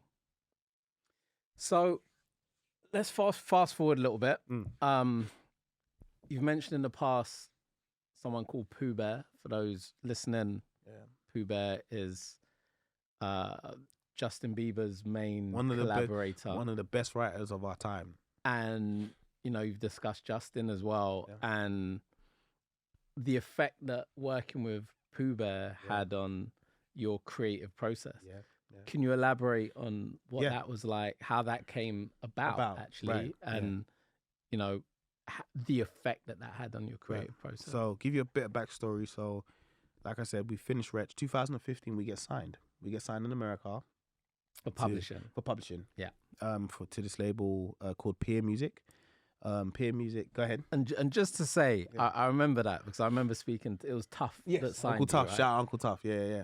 And there's very few times you meet someone in the music industry, an A&R in the music industry, that is so behind the talent that they've signed. And I remember him just being like, no, they're the truth. They're the best thing there is. And it was like, he believed in you guys so much. 100%. So much. 100%. That I was like, okay, well, whatever they're going to do is going to be good because he's going to do everything in his power to make sure you guys win. And that's one thing that I loved America about. See, America is very good at creating illusions.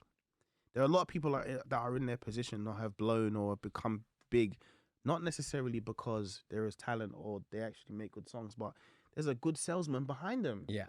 That is telling everybody they're the next thing before they're even that thing.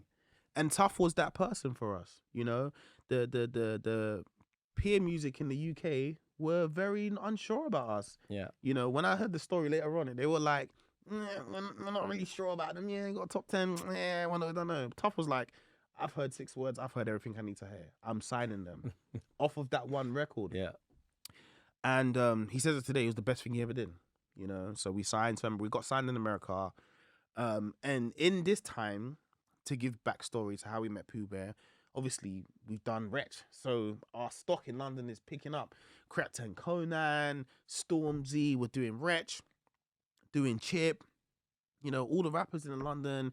We found ourselves working on Mel C's project. Yeah. One of the Spice Girls legend, brought her back, gave her a top 20. Like, the UK thing was becoming a thing now. We were like, okay. The UK thing in America was like, no, don't get gas there. We need you here. And we tried to do the back and forth thing while we were signed. And Tough was like, I can't help you guys while you're in London. Like, if anybody knows that's been to LA, they know that everything can happen in an instant. Yes. Nothing is ever planned in that country. It's like once you leave LA, you've left. Forget about it. Forget about it. Like, but when you're there, anything is possible. Anything is possible. Yeah. You could get a call at 12 midnight and someone will be like, get ready now. We're going to Chris Brown's house. Yeah. Excuse me? Like, it's very unpredictable.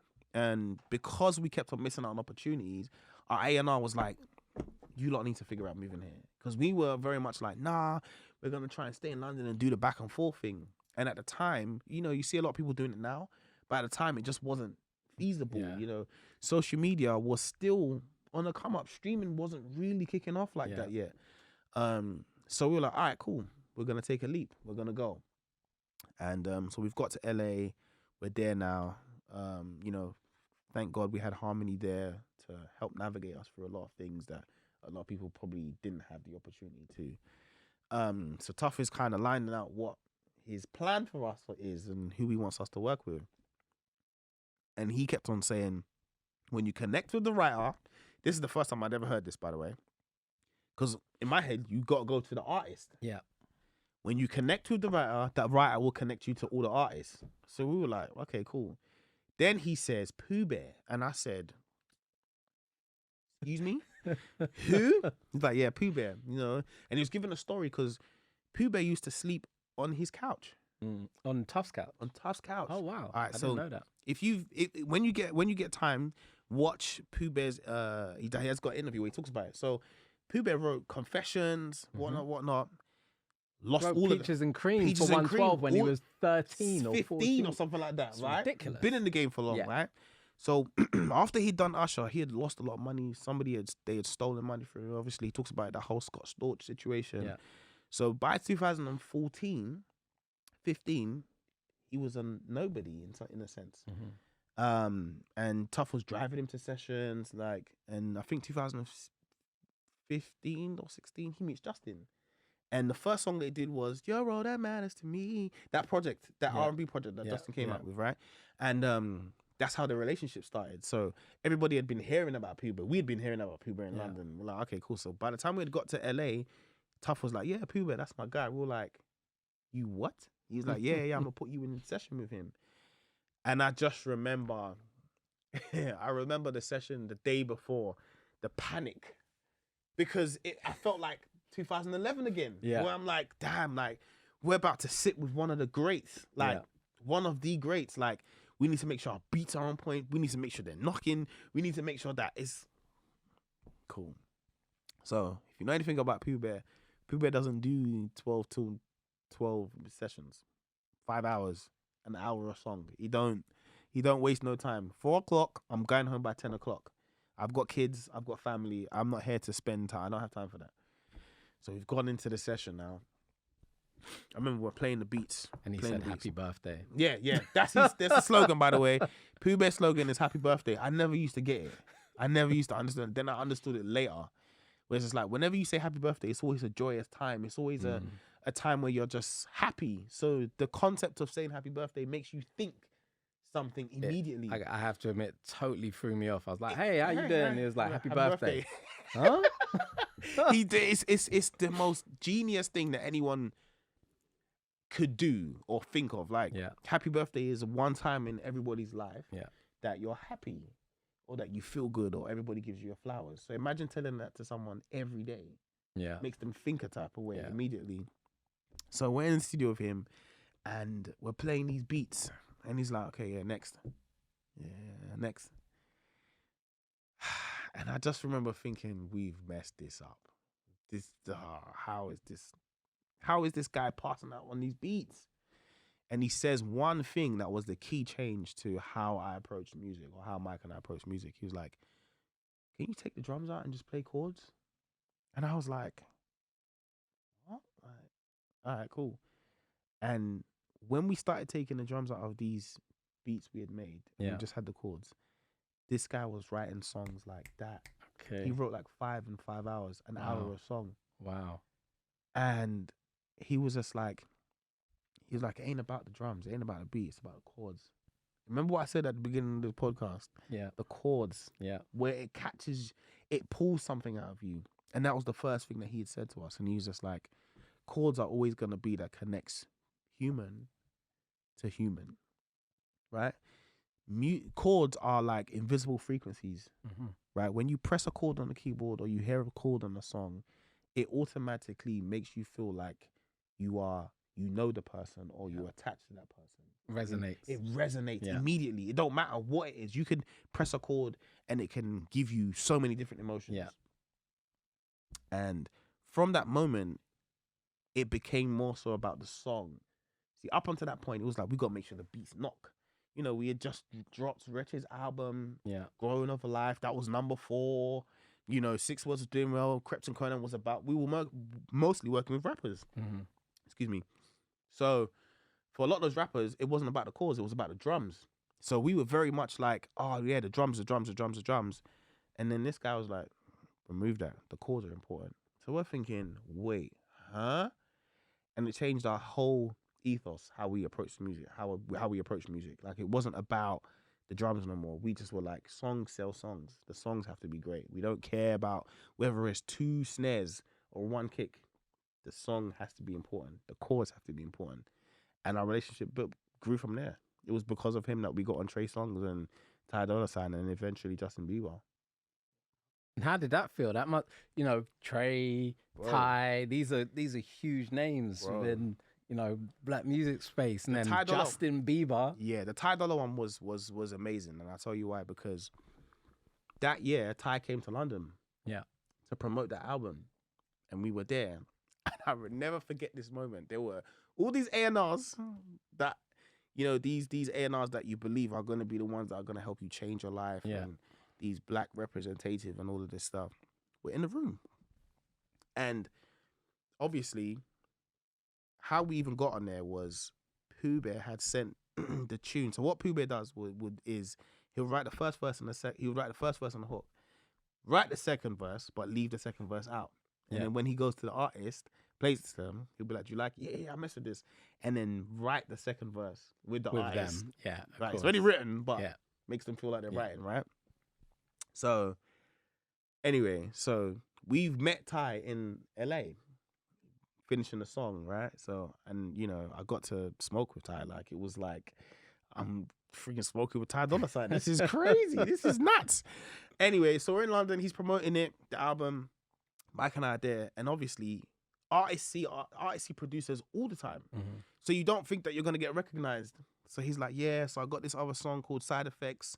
Want to say a big shout out to my brothers, Sons of Sonix." The way I was like, huh?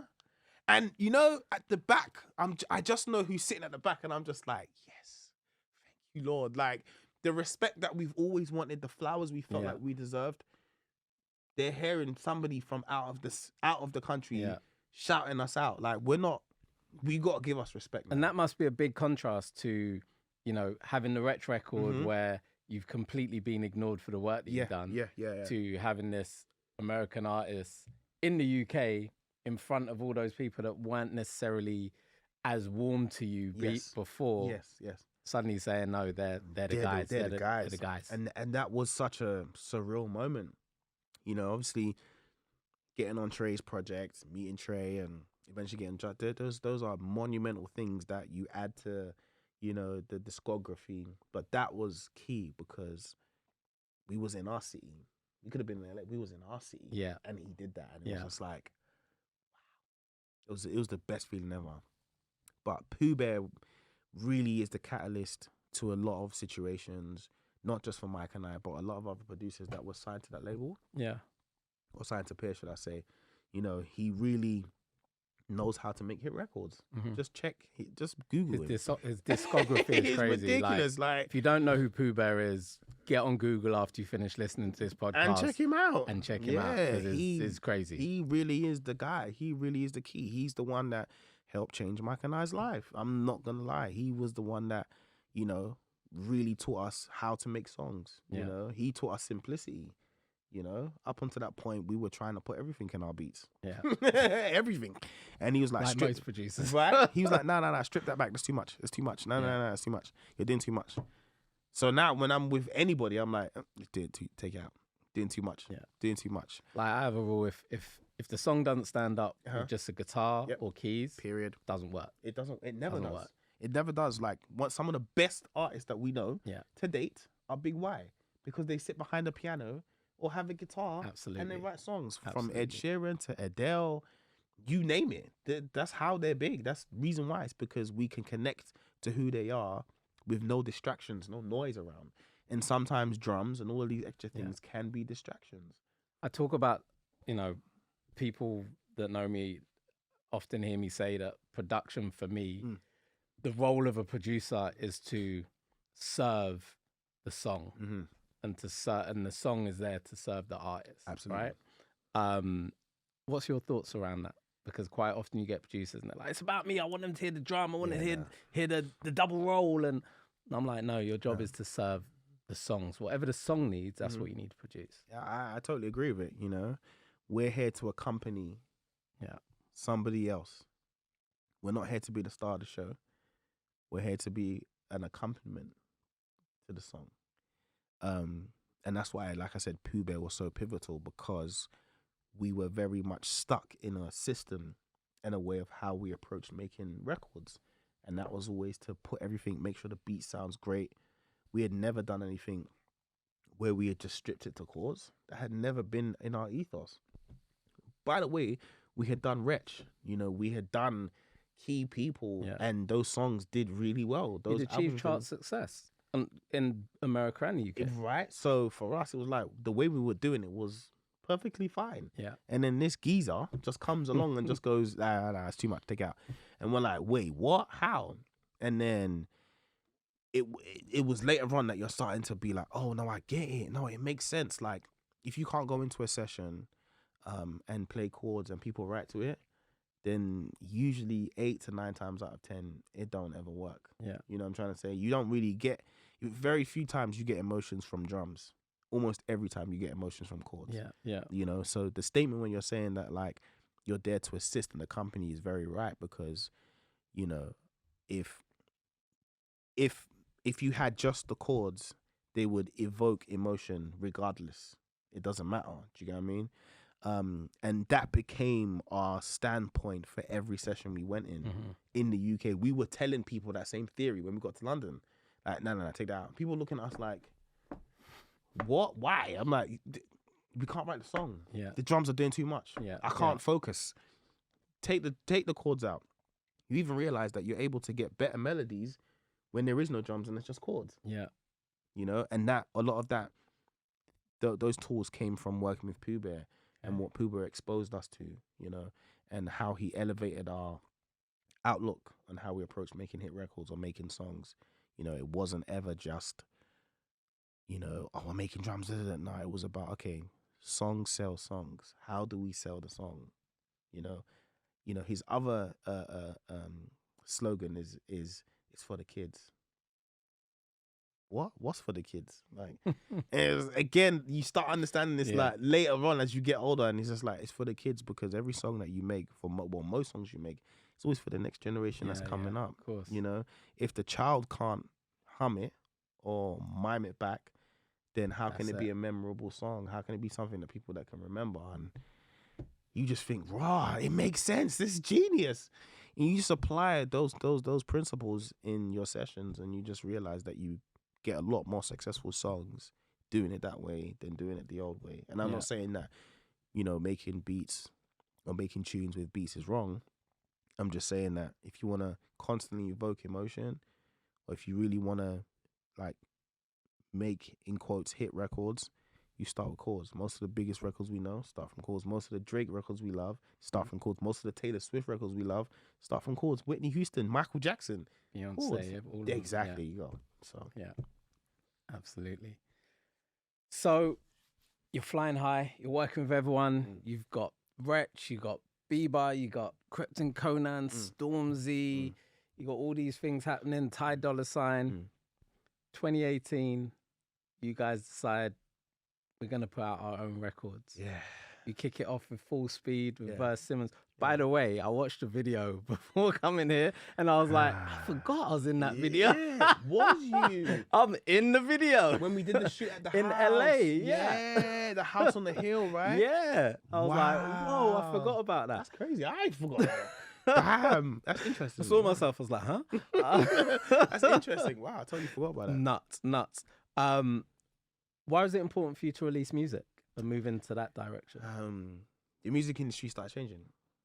The pattern that we were used to of how songs were being released, and, you know, as a producer, sitting and waiting for the artist to tell you they're using the records, was changing dramatically, really fast. And, you know, at the time, you know, we had made this record with Verse Simmons, and we had no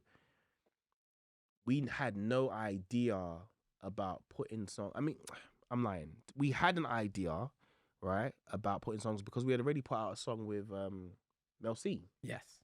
Us featuring Mel C, right? So we had an idea of how to put a record. We had heard a few Snake Hips, and a couple people were already doing it. But in 2018, with that record, we didn't believe that that was even something that we was gonna do. We didn't think that record was even that thing. And Afro beats was still, it was moving, but it was still under the radar a little bit. Very new. It was still very new on that side of the time. That side of the world, yeah. And so we made this record with Verse Simmons, shout out Verse, and it was sitting on our computer. And, you know, we weren't sure whether Verse was going to use it or not. And I have to give credit where credit is due. Chipmunk. Chip came to LA, sitting in the studio, got a session with him. We're about to, make a tune. And we're playing him tunes like what we've done. We play that song. Chip wheeled that song 6 times. Like, this is the one. Like, this is the tune. He's like, how you dropping it? What are you doing? I was like, he's like, you man should drop it yourself. What? Like, you man should drop it yourself. Like, drop it yourself. And we were like, okay, cool. And it took maybe about a week before Mike and I revisited that conversation. Yeah. We're like, yo, maybe we should drop this thing ourselves, Like, it felt like a risk because you hadn't really heard a producer, DJ, whatever you want to call it, do an Afrobeat song, or like in that respect at that time anyway. We had Afrobeat artists, but there wasn't any. SARS wasn't about. None of these people that are now DJs or doing them featuring artists was really happening from Afrobeat space. So, yeah. And we literally did that whole thing ourselves. We paid for the video ourselves. We paid for the house ourselves. We paid for the cars ourselves. Everything was from our own pocket. And that's probably the most streamed song that we put out ourselves. But we were really thrown in the deep end. We came against some serious obstacles. Obstacles about finding a house, where to shoot it. Mm-hmm. Obstacles about finding who was going to shoot it. Obstacles about what we're going to wear. I know a lot of these things people think, oh, those are nothing. But when you're doing it all by yourself, they're things. I remember what really impressed me about that shoot, because after I saw myself in there, I was like, oh, yeah, I remember this shoot. Mm-hmm. And I think what really impressed me was there was this British contingent at the video shoot of people that were working out in LA, songwriters, artists, actors, and you had everybody in this video shoot supporting, and it was just, I remember the day, it was a really great day of just like chilling with people from the UK that were making stuff happen in LA. Yeah, that's always been one of our key ethoses, like, we're a community building communities, and anyone that knows, whenever Mike and I or Harmony hear that somebody from the UK is blowing up in America, we champion that. Yeah. When Damson started blowing up, I was like, bro, I'm happy to see you come over and doing what you're doing. When we started going to LA, these people hadn't sniffed LA yet. Yeah. LA was a distant land to these people. Yeah. So now that we're seeing the tide change in the film industry, in the music industry, America is becoming a lot more receptive to British creative, should I say. You champion that. Do you get what I'm trying to say? And we were always very much about how do we keep that London community together even when we are overseas. Yeah. So that video was a great way to do that. Artists, writers, producers, film actors, actresses, like all in one space. We're all chasing this LA dream, and this was the perfect way to get everyone together, to make everyone feel like they're not alone. Yeah. Because LA can be quite a lonely place. Definitely. To feel like you're not alone. We're all just at max 40 minutes away from each other. We can all pick up the phone and call. And whenever there is a situation like this, we can all gather and, share energies and, reminisce about where we came from and talk about where we're going. So that was very, very pivotal, in our pursuit, till now, to be fair, is how do we create communities out of communities? How do we constantly make people feel like they're a part of something bigger than themselves? And that video was a very, very key part of it. Yeah, definitely. You should, if you haven't seen that video, go and watch it. It's on YouTube. It's got millions and millions of views. We look so different. Yeah, definitely. I mean, the pink. I had plaits in those days. Oh, you did, Ben. I totally forgot. Wow. Pink shirt and plaits. I was like, okay, cool. Yeah, different look. It was a good time. It was a good time. It was a good time. So you guys clearly have a global outlook on music, right? AI. AI is a hot topic right now. Yes, sir. How do you see the future of global music production? Where do you see your role in it? Good question.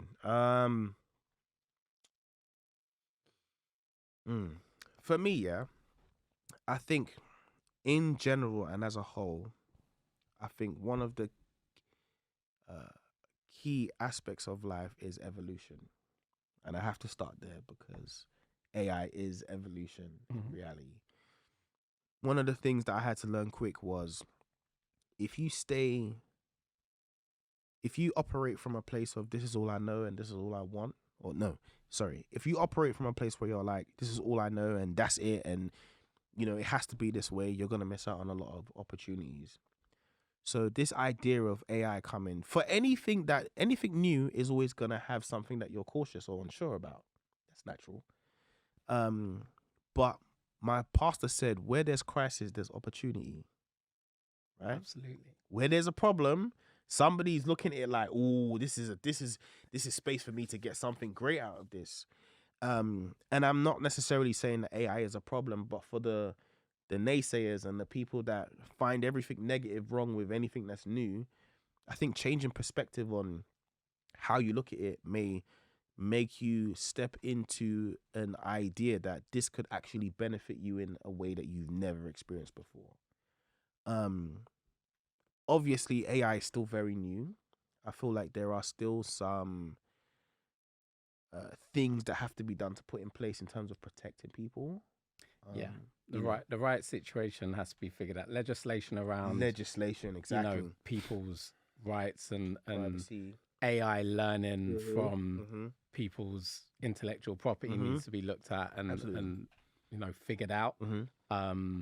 Generative AI has to be looked at, but AI's been around for a while. We've all been using AI in our phones. Yep. We've been using AI on Netflix and Spotify and all these things are using AI.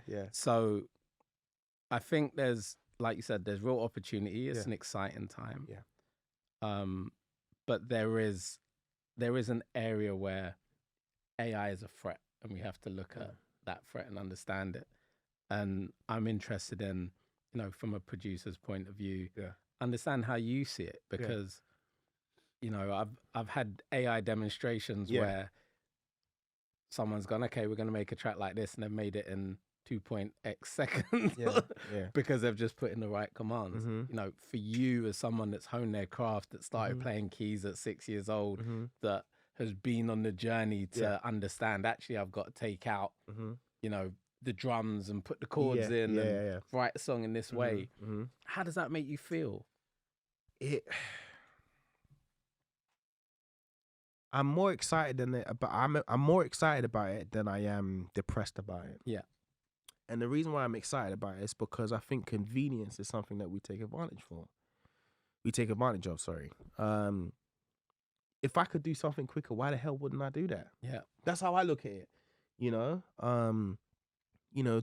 days of, having to sit and do things from an analog space is kind of almost done, And I think it's important to understand that, like, in order for our world to evolve and grow, we need to find new ways to do things, Still getting the same outcome, but just doing it in quicker concession, right? So, for instance, when we look at things like buildings, right? The technology and the equipment that we have now, we never had that before in the 90s and the 100s, They didn't build houses as quick as they're building houses now. Of course. Right? It's the same, it's AI, but just in a different way, right? Technology to evolve to a place where, for us, we do less work. And when I say less work, I don't mean in terms of the innovation of work, but I mean in terms of the actual physicality of the work, We need technology to get to a place where we can think something. Not that we don't already, but in reality form, we can think something or type something in, like ChatGPT, for instance, and it brings out all the information that you do, rather than going through Google and having to sit there for 5 hours looking for this information. Do you get what I'm trying to say? Like time. We don't have a lot of time, Like, not like we used to, The world is changing very dramatically. Rapidly, And if you are not allowing yourself to grow and immerse and evolve while time is changing, then you'll get left behind. You know, it's one of the conversations that, you know, I've had with my parents, or we used to argue, or, you know, kind of still go back and forth about it, because I'm like, you lot are stuck in 1970, 1975. Yeah. And to some degree, that might be cool, but the downside of that is that you're so far removed from everything that's happening that you stop enjoying your life the way you probably would want to enjoy it. Do you get what I'm saying? And I never want to be that individual. I want to be someone who is constantly allowing the world that I live in and the world that my future kids are going to come from to evolve while time is evolving, you know? And AI is one of those ways that this is going to happen. You know, we've seen it in films, from iRobot all the way to friggin' Iron Man. Yeah. Do you get, we see it. So it's inevitable. So it's either you get with the program, or you get left behind, or you become part of the far right people that will find everything wrong. Like, no, AI and it's bad, and, you know, privacy this, and it's just like, bro, like, from the moment you was born, they knew who you were. They have every bit of information. Exactly. So there's no different now. There's not going to be anything different now that's going to be different to the information they knew before. So if you're trying to be secretive, you've already lost. Forget it. They know who you are. Unless you go off grid completely. Exactly, and go to some remote island. If you have a phone, they know who the heck you are. Yeah. Get with the program. So I think there's a lot of exciting things to come from, you know, AI, at least in from the music space. You know, like I said, I feel like there needs to be a lot more legislation, a lot of more regulation in terms of people's privacies and things like that. I definitely think that's important, but I don't think that, you know, AI being a part of what we are and how we develop as a society is a bad thing. You know, I think we need it, especially with new threats, should I say, of aliens and all this stuff. Like, we need to be advanced. Yeah. And this is where things like AI become very paramount to our, you know, end of advancement in that space. You know, for whatever aliens or UFOs we see or they put out in these conspiracies, I'm guessing these things or these beings are far advanced than we are, and we need to be equipped to be able to deal with those sort of things. And the only way to do that is to partner up, or to some way, you know, be a part of whatever this AI thing is bringing, you know. And I think in the music space, if we can make things easier and do them quicker, why not? I know a lot of people would say, oh yeah, but, you know, AI coming in could steal your jobs. And it's just like, nah, man. Like, somebody said something one time. It's like, you can be fired from your job, but you can never be fired from your purpose. Oof. You know what I'm saying? So whether or not AI is going to come in and take in a job, you are here for a reason. So your purpose is always going to be needed. You are always going to be essential to this part. You're always going to be essential to the human race growing and evolving. You know, AI is not the only thing that's going to do that. No. And just as much as it's a threat, it's also very much needed for where we're headed. Yeah. That's my outlook on it. So I would never be like, oh no, AI, no. Nah. For me, I'm always like, what do we need to do? What do we need to learn? How do we advance this? You know, how can we make the job of a producer easier? I'm not saying taking away. I'm just saying make it easier. And if that means having a damn robot in some way doing the work or helping the work along, then I'm for it, for sure. How important is faith to you in where you've got to today? You mentioned purpose, you mentioned, you know, divinity. Yeah. How important is faith to you? Very, very important. A great scripture, you know, not to get too spiritual, or should I say religious, even though I am in some way. Hebrews 11:1 says, faith is the things hoped for and the substance of things unseen. Like, it is the catalyst to making anything a reality. You know, the good word says this: without faith, it's impossible to please God, right? You know, faith is the key to opening doors that you can't see. Faith essentially is hope. You know, if there's one thing that we all have, is hope. Is the ability to hope for something. Yeah.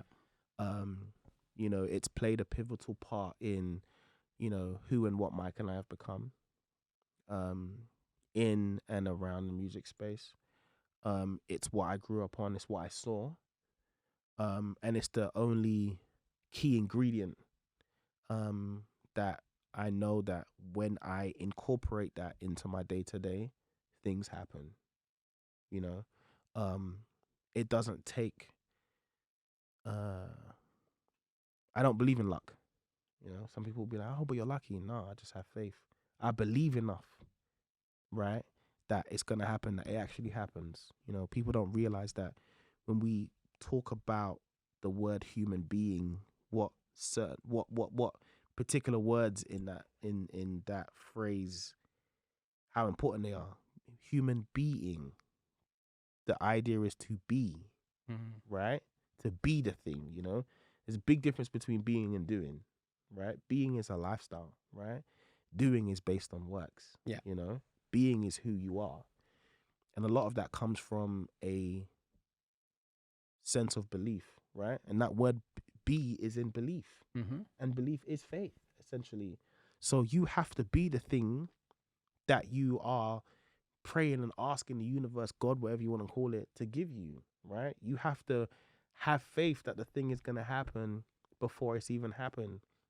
I've seen it happen so many times on so many levels, not just to me, but to my older brother. I've seen him do things that don't make sense to a lot of people. And because he believes it's going to happen, it happens. And people are like, but how? And he's like, I just believed it happened. You know, this walk with God, you know, this, should I say, this life path that we're doing with God is not one about how smart you are or, you know, how good at your job you are. No, this is about people believing that they are what they are before that thing is even a reality. Yeah. We can name so many successful people who believe that they were the thing. It's like boxers, right? They got to believe that they're champions before they're even a champ, right? You put on a pair of gloves, you got to believe that one day I'm going to get to the top. Yeah. Right? You don't just get there. Ronaldo didn't just wake up and be like, okay, you know, I've got skills. No, he had to believe that one day he was going to be the best football player in the world. And that's what separates the good and the great. It's the faith and the fine details.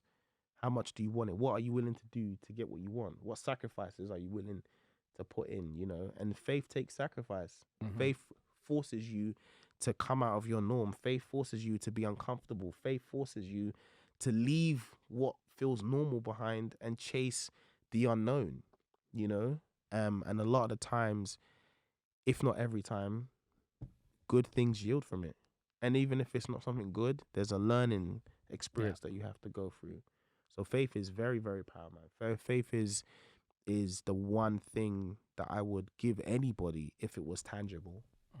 You know what I'm saying? If someone said, what would you get? I'd give you faith physically, because I know that with faith, anything is possible. With faith, with belief, there is nothing that can't happen. That's my take. Faith on of that. a mustard seed can move a mountain. There you go. There you go. It doesn't even have to be big faith. It could be tiny, just a little bit of it, and you see what happens. You know what I mean? Sacrifice, you just touched on it. What sacrifices have you had to make in order to be in the States, in order to get to where you are today? Loads of sacrifices, you know. I missed my niece and nephews getting older, you know. I felt so much FOMO being in America.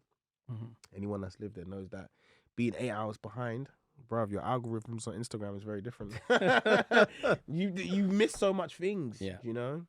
I remember being in LA and seeing school reunions and old school friends meeting up, and me just never being in none of those pictures or just never seeing none of the man them. Yeah. You know, those are some of the sacrifices I felt like I had to make because of where I wanted to be. Sacrifice is a part of this journey. Faith and sacrifice actually go hand in hand. You know, any level of faith or belief requires you to have to give up something. To get something, you have to give up something. And it doesn't have to be anything physical. Time, you're giving up time with family, friends, loved ones, relationship, whatever, because of where you want to be. I don't believe anybody who has ever made it in any industry got there unless you're obviously born into it, and that has its own struggles. But anyone that has had to go from the bottom to the top has had to sacrifice something, give something up for something that they want. Excuse me. And it's important to know that, sacrifice doesn't always have to be something bad. A lot of times we attach sacrifice to losing something, or, something being taken away from you. And it's more so about gaining. Yeah. Sacrifice is actually gaining something,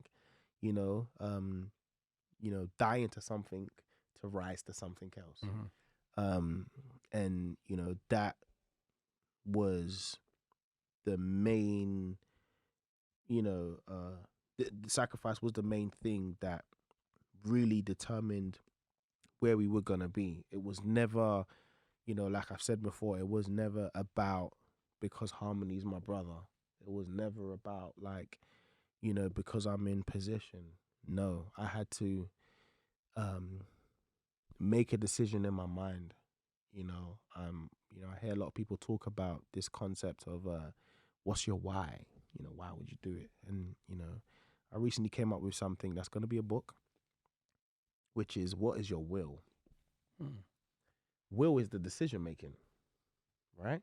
So in order for me to come here today, I had to make a decision, which essentially is a sacrifice. Absolutely. I had to sacrifice sleeping for longer periods of time to be here, right? That's a choice I had to make. That's what the will is. The will is the decision making. That's the part where a lot of people fail, right? Is I'm sitting here, am I going to the gym or not? Nah, I'm too tired, I'm not going. That's your will. So for me, the will is way more important. The why can't exist if the will hasn't been figured out. Do you know what I'm trying to say? And when you understand where you want to be, the sacrifices you have to make, the will becomes easier. It's easier to make a decision and say, I ain't going to that party. I'm not going to go to that show. I'm actually going to stay longer in the studio. I'm actually going to do more work than my counterparts are doing.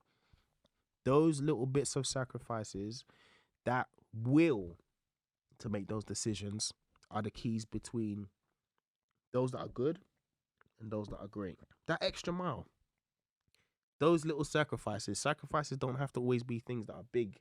They can be tiny things. They can be small things. They can be sleep. They can be time, like I've said. They can be whatever. It can be tiny, tiny things, but not many people are able to be like, I'm going to willingly sacrifice this for this. Yeah. You want to look buff in a gym, you need to sacrifice eating certain type of things.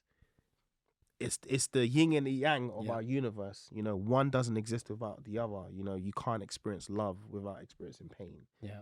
It's how it is. And until you understand how those things coincide with each other, you kind of stay stuck in the same place. And you ask questions like, but why? Well, you're not implementing certain principles that have been set before you were born.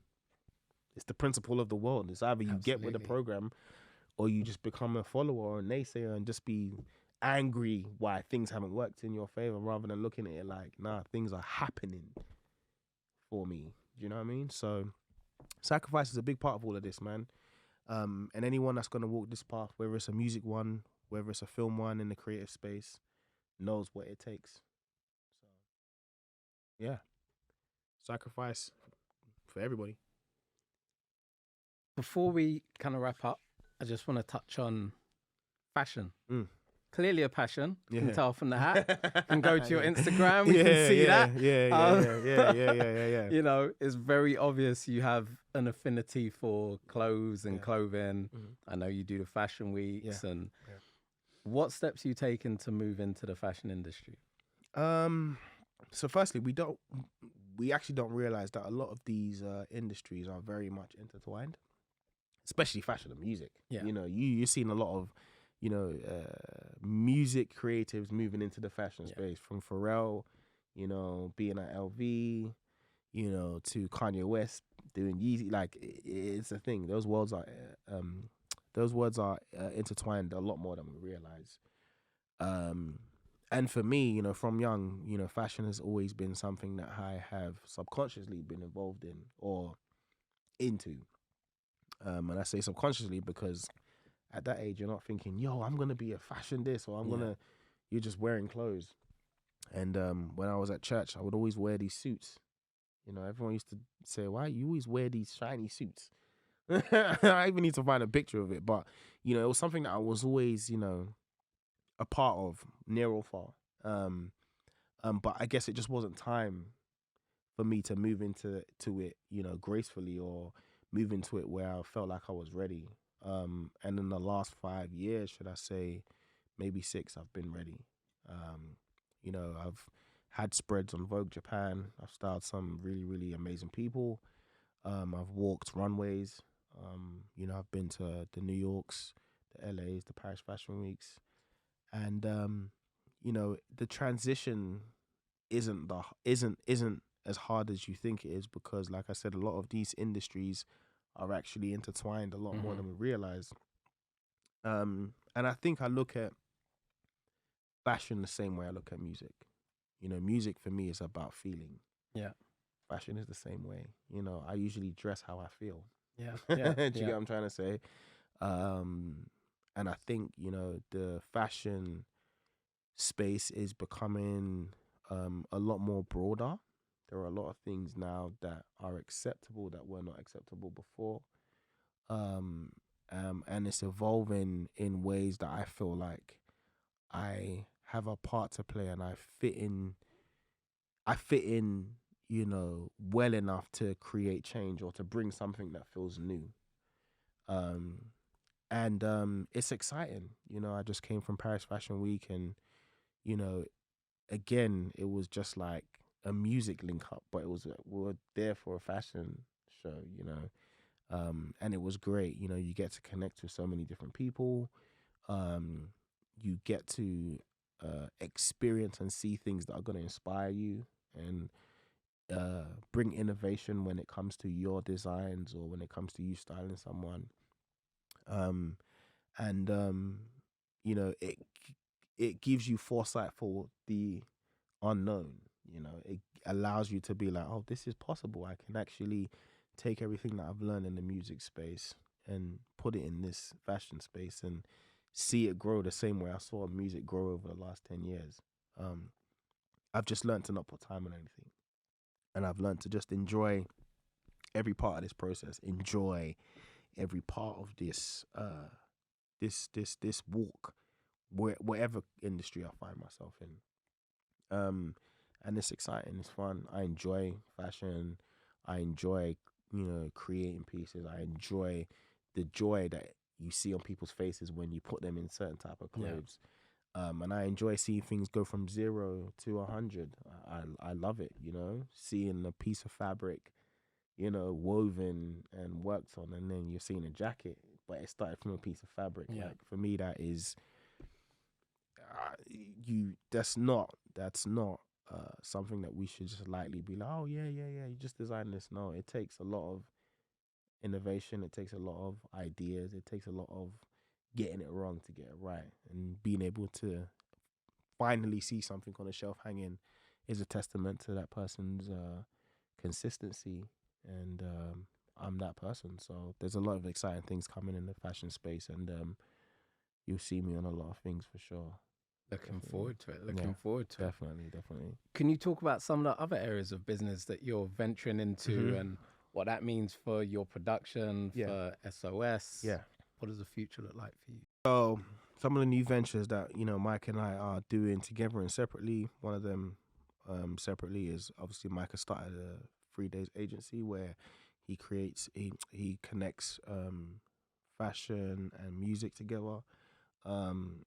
Doing absolutely amazing in it. He's been part of some very, very big things recently.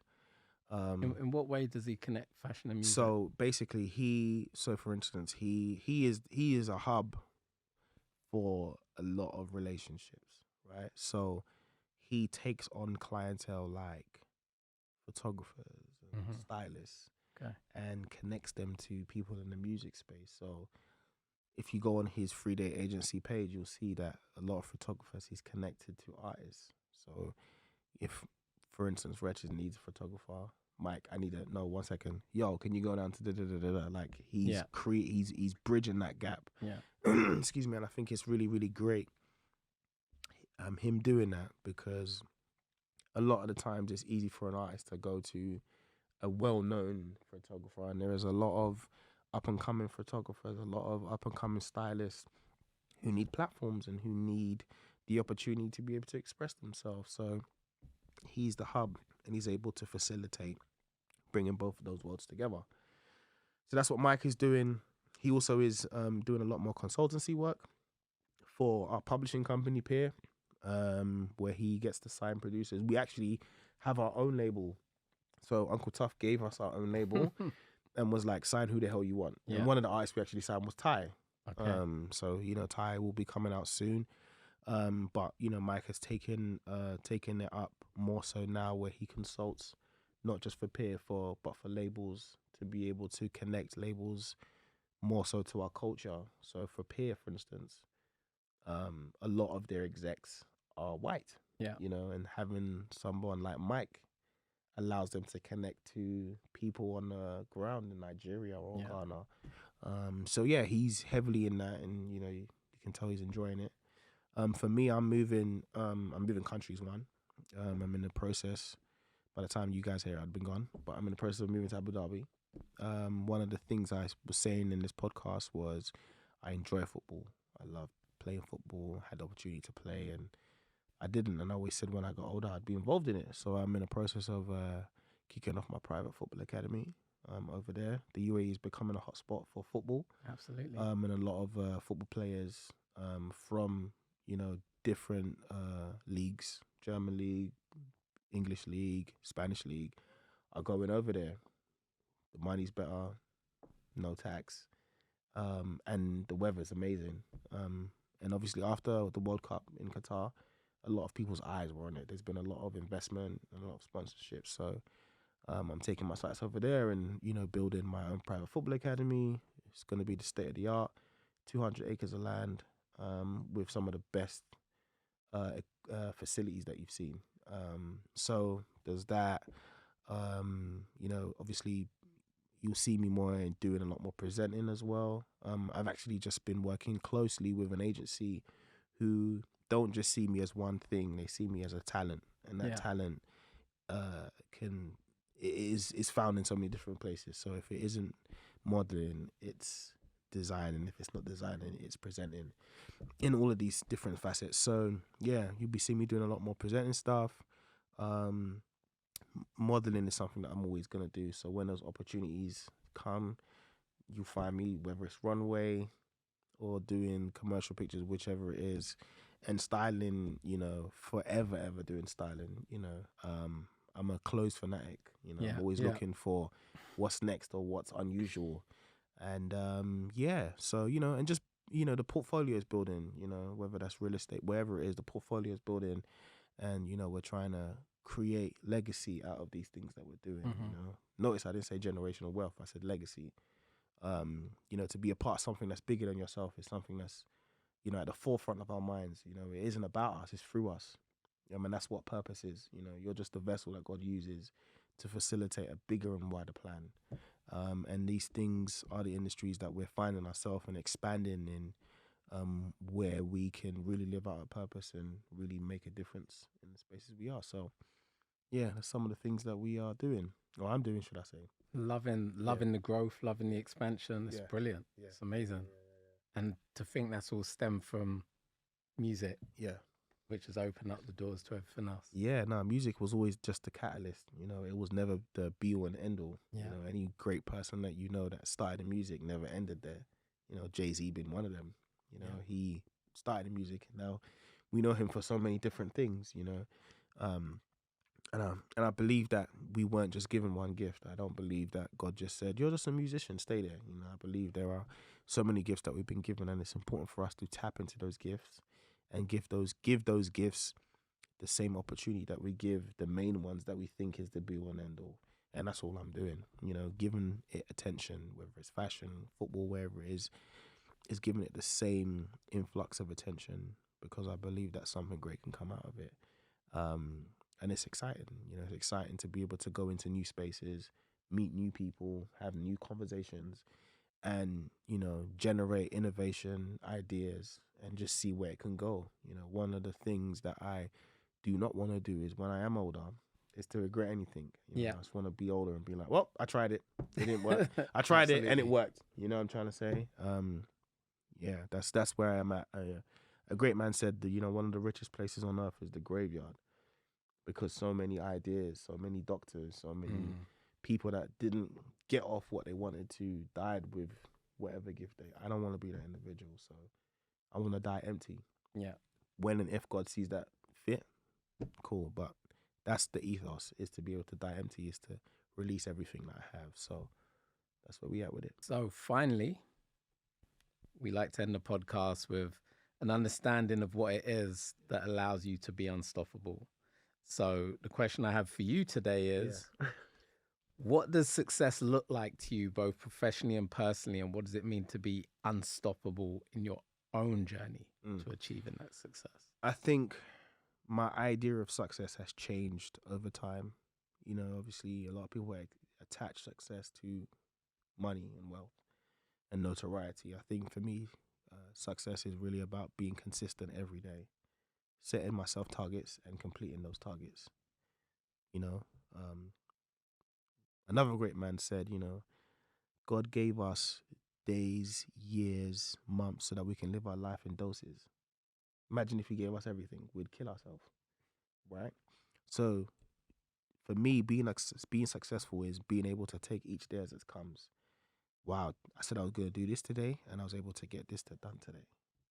I said I was going to get this done yesterday, and I got that done yesterday. Yeah. That to me is success, and being consistent in that. Because in order to get to the big successes that people talk about, you have to be consistent in the small things. You know, wake up at 7 o'clock, get to the gym, finish your emails.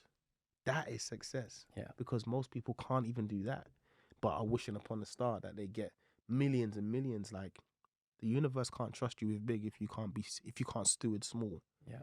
You know, and I think it's important to understand that, you know, the principles that have been set are really centered around being consistent. You know, you have to be consistent enough to see anything grow. You know, you have to go to the gym consistently to see any form of improvement. Yeah. And that's how I now look at success. You know, success is not about money. It's not about having a big house. It's not about a car. It's not about notoriety. It's about your consistency every day. Can you set yourself tasks and complete them?